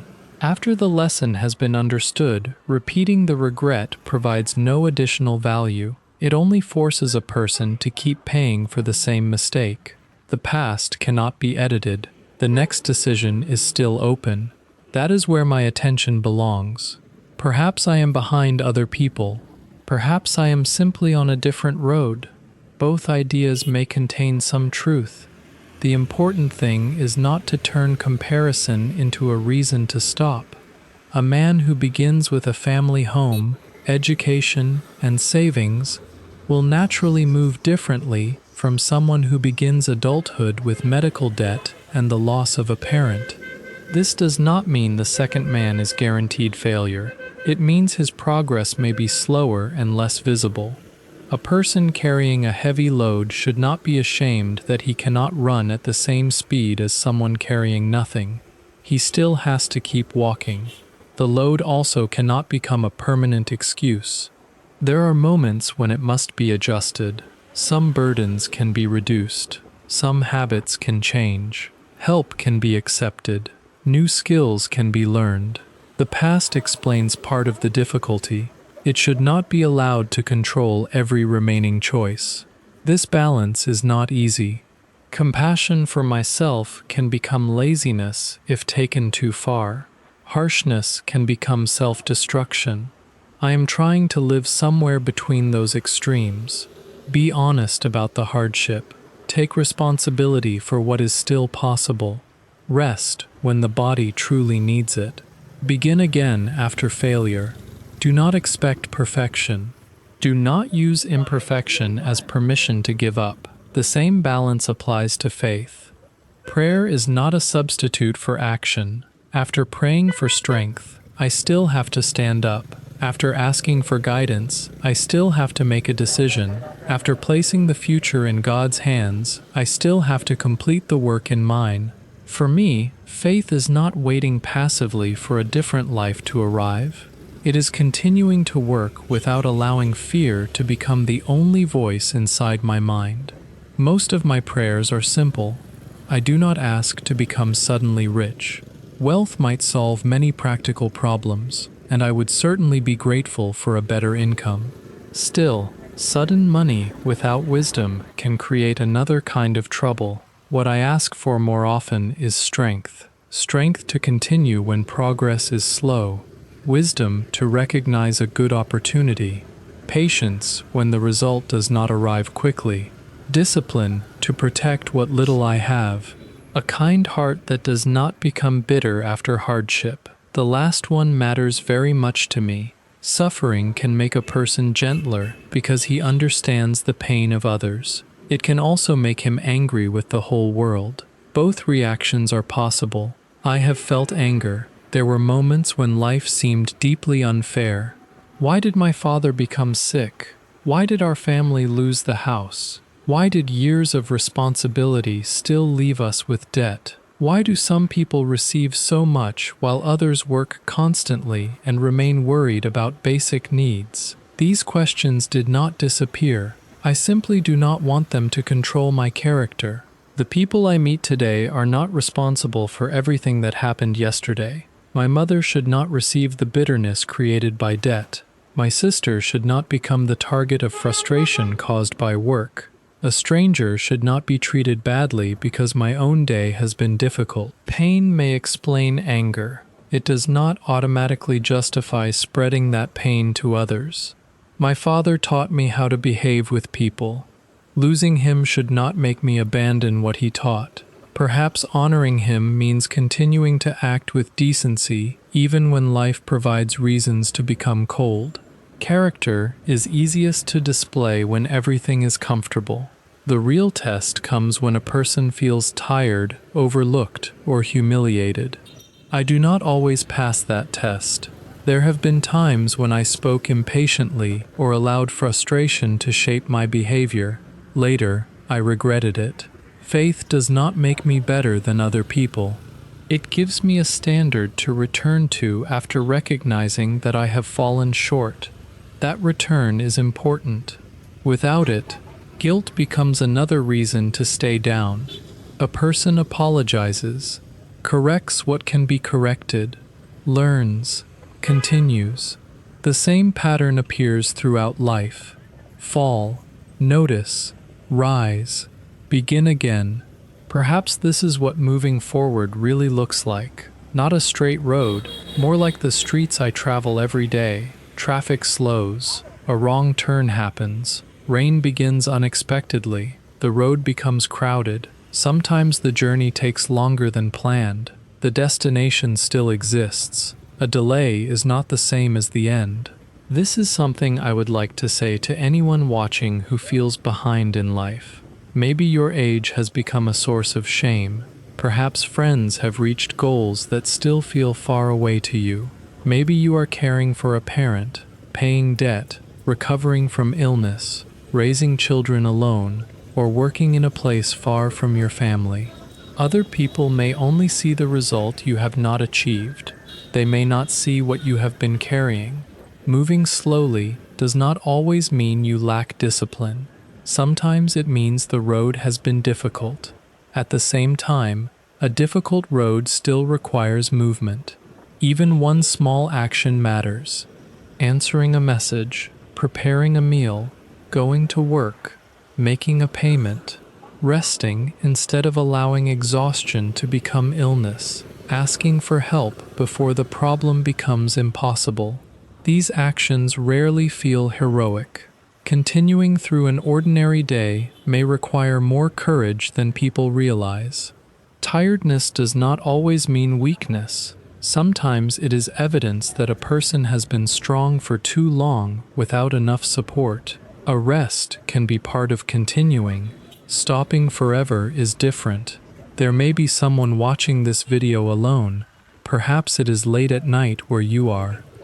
Maybe the room is quiet, and my voice is only background sound while you think about your own life. You may be far from your family. You may have lost someone and still speak to them inside your thoughts. Maybe there is a phone call you keep postponing because you do not know what to say.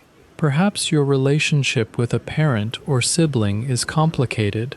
Families are not always peaceful. Love can exist beside disappointment, misunderstanding, and old wounds. I cannot tell anyone to ignore serious harm or return to an unsafe situation. Every family has a story outsiders do not fully understand.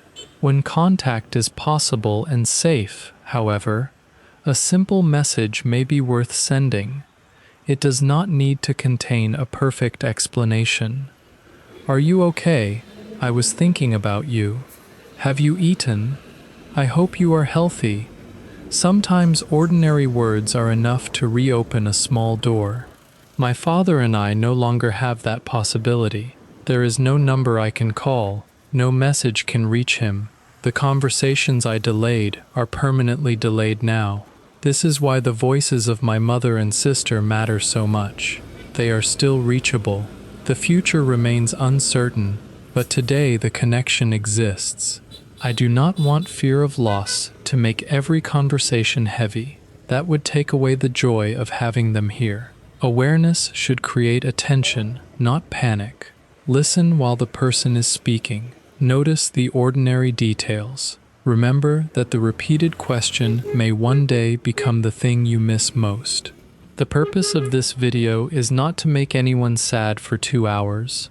Sadness is part of my story, but it is not the whole story. My father's death brought pain. It also taught me the value of presence. Debt brought pressure.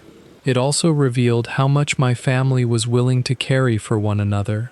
Living alone can feel quiet. It also forced me to become more independent. A limited income restricts many choices.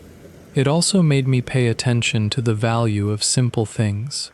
None of these lessons makes the suffering necessary or good. I would still choose to have my father healthy. I would still prefer that the house had never been sold. A lesson does not justify the event that taught it.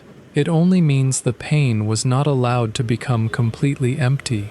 This is how I try to understand my past, not as a punishment, not as a special story that makes me better than others. It is simply the life that happened to my family. What matters now is what kind of person grows from it. I cannot control every result. I can choose not to become cruel. I can remain honest. I can protect my health as well as my circumstances allow. I can continue paying what I owe. I can call my mother. I can care about my sister. I can remember my father as more than the sick man in the wheelchair. I can remember the bicycle, the sea, the feeling of trusting that he would not let me sink. Perhaps that memory has followed me through more of life than I understood. As a child, I trusted my father in the water. As an adult, there have been many moments when life felt too deep and there was no ground beneath my feet. The person who once stood nearby is gone. Faith became another form of trust. Not the promise that I will never struggle. The belief that struggle does not mean I have been completely abandoned. Some days, that belief feels strong. On other days, it is only a small light. A small light is still useful in a dark room. It does not reveal the whole road. It shows enough for the next step. That is all I ask for now. Not a complete map of the future. Enough light for today. Enough strength for the work in front of me. Enough wisdom to know when to continue and when to rest. Enough humility to accept help. Enough courage to keep dreaming without becoming ashamed of the present. The support from viewers has become part of that light. When people tell me they are watching from another country, the distance feels surprising. A man in a small rented room in Trang speaks about his ordinary life, and somehow the story reaches a person thousands of kilometers away. We may have different languages, cultures, jobs, and living conditions. Some feelings remain similar. Missing a parent, worrying about money, eating alone, wanting more time with family, trying to remain hopeful when progress is slow. These experiences cross borders more easily than I expected. Your comments have shown me that loneliness is not always solved by having people physically nearby. Sometimes it becomes lighter when someone understands. I may never meet most of the people watching. Still, knowing that you stayed, listened, and perhaps recognized a small part of yourself in my story has meaning. Thank you for giving me your time. Time is the subject running quietly through everything I have shared.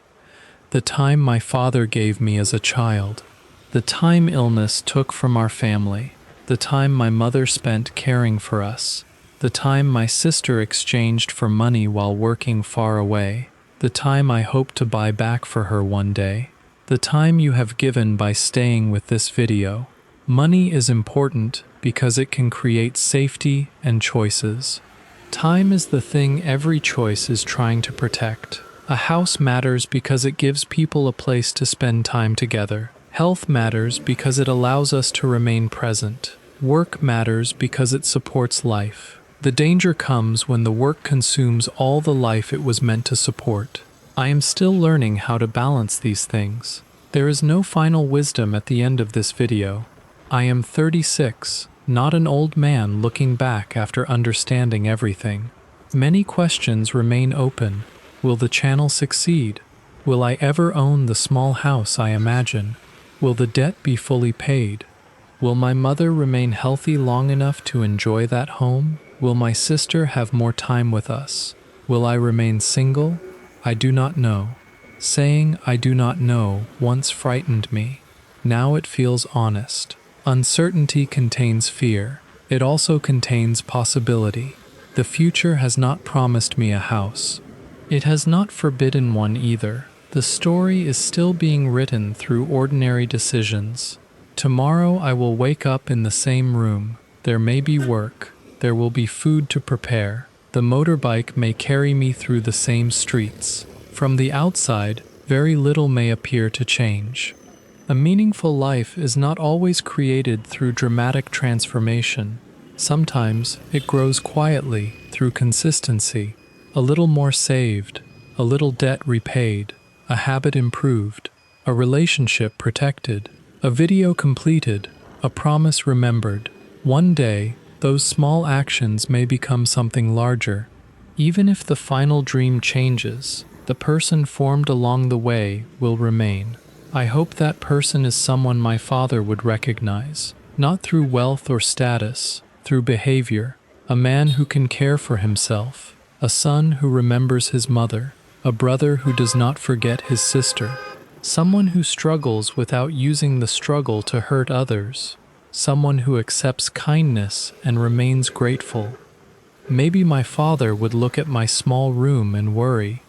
Maybe he would ask why I am still single. Perhaps he would want me to have a more secure life. Parents always hope their children will have more than they did.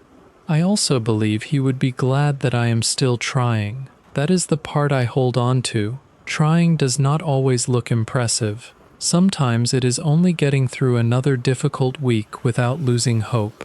I hope my mother sees the same thing. I may not be able to give her everything yet.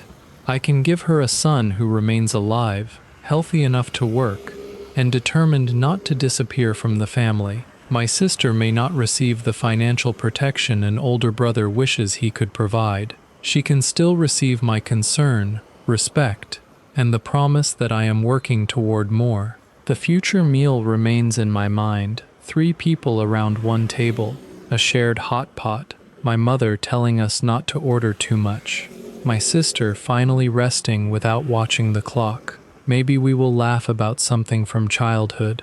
Maybe there will be a quiet moment when we remember my father. The empty chair will exist in our hearts. The people present will still eat. That scene is not grand enough to become world news. For me, it would be a successful life moment. A family that survived illness, death, distance, and debt sitting together again. No one can say how soon it will happen. I will continue preparing for it. Until then, the road remains in front of me. There will be more ordinary days. Some will feel hopeful, others will feel heavy. That is life. The goal is not to feel strong every morning. It is to return after the mornings when strength is missing. Perhaps you are in one of those mornings or evenings now. Please do not judge your whole life by the way one difficult day feels. Rest when necessary. Speak to someone trustworthy when the burden becomes too much. Take the next step when you are able. Your progress may be invisible to other people. It is still progress. You do not have to prove your worth through a large house, expensive clothes, a perfect family, or an impressive job. Those things can improve life, and it is natural to pursue them. They are not the complete measure of a human being. How you treat people matters. How you respond after falling matters. The care you give when nobody is watching matters. The effort to remain kind in a hard season matters. I say this to myself as much as I say it to anyone watching. My circumstances are not my entire identity. I am not only a low-income worker, not only a single man, not only someone living in a small rented room, not only a son who lost his father. There are memories inside me. There is love for my family. There are mistakes, hopes, fears, and dreams. There is still a future I am trying to build. Every person we pass on the street carries a life that cannot be understood by appearance alone. This is why kindness matters. We rarely know what someone returned home from. The person moving slowly may be exhausted. The quiet worker may be worried about a sick parent. The woman sending money home may be missing every family meal. The man in old clothes may be paying a debt no one can see. A little patience costs less than judgment. I hope hardship continues teaching me that the road ahead will not be completely in my control. That no longer means I should stop planning. It means I will hold the plans with open hands, work toward the house, protect the body, support the family, grow the channel, accept that life may change the route.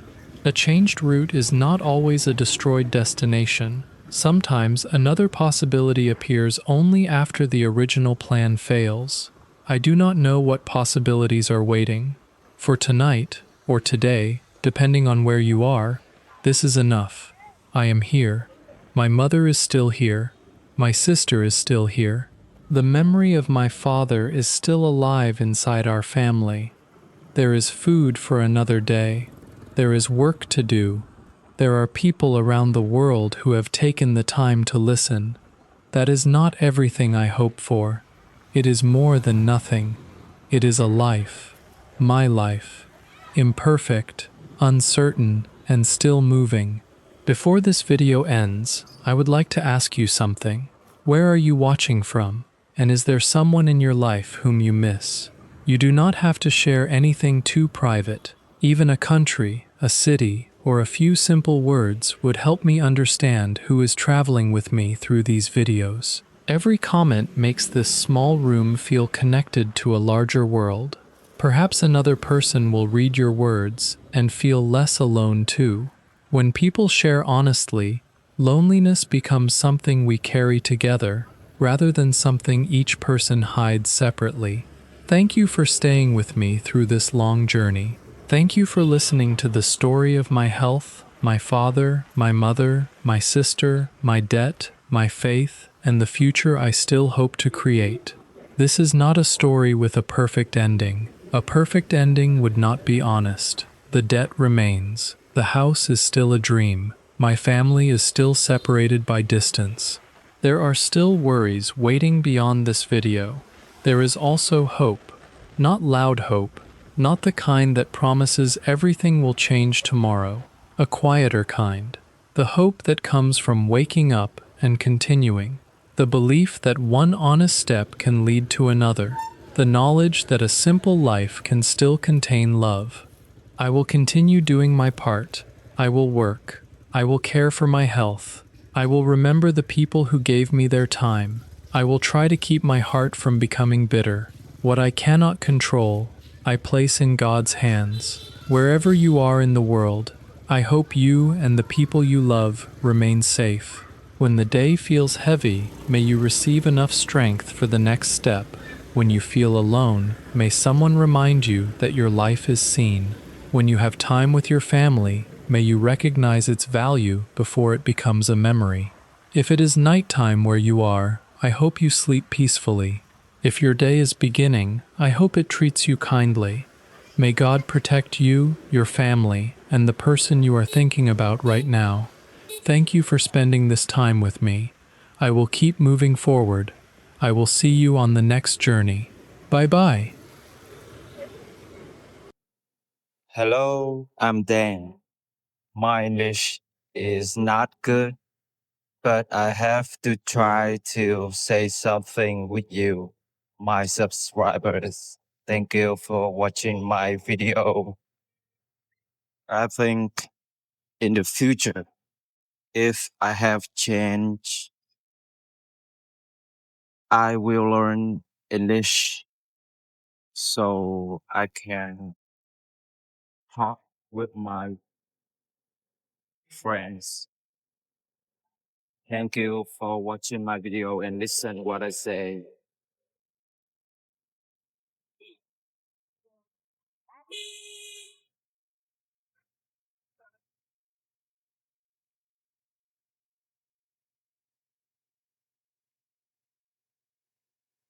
My dream is someday I can go to United States. I don't know how to or how can I go to USA, but that's my dream. I just dream.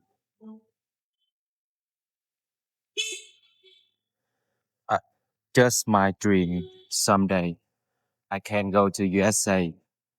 That's the biggest dream.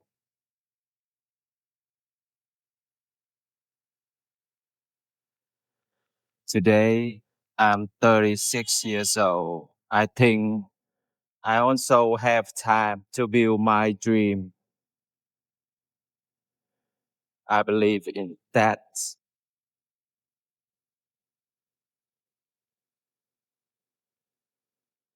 How is your today?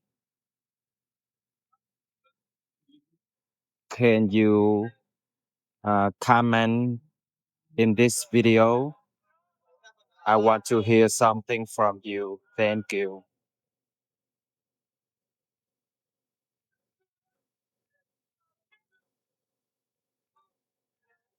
In the future, if I have money and time, I will join in some English center to learn English. I do love English.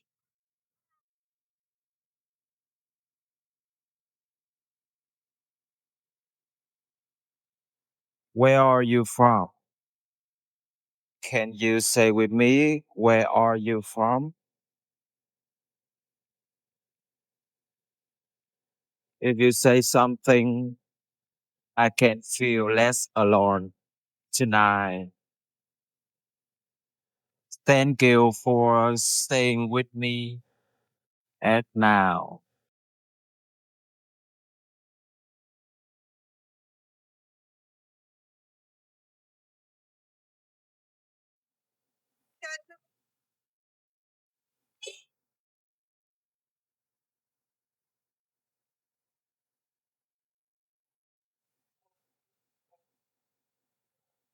I never tell about my life story to anyone because no one care.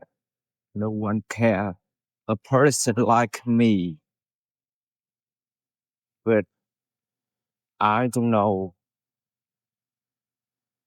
how I want to share with you, my subscribers. Thank you for listening.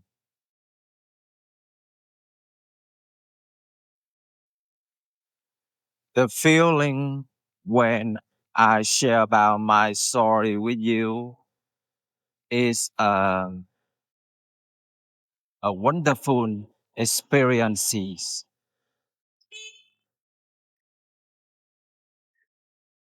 Very wonderful.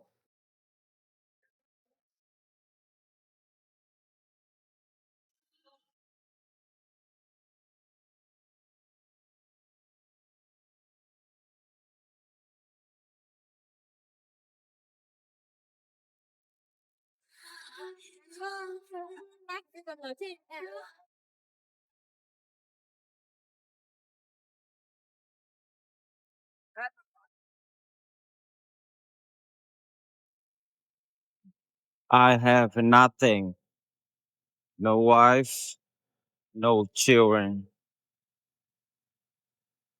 nothing. But I have my family, my mom, my sister, and my body.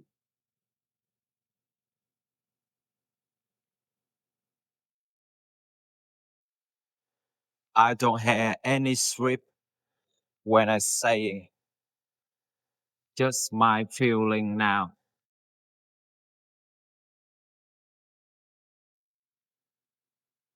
Maybe my father will be happy when he know I'm making this video because now he is on heaven with God. I think so.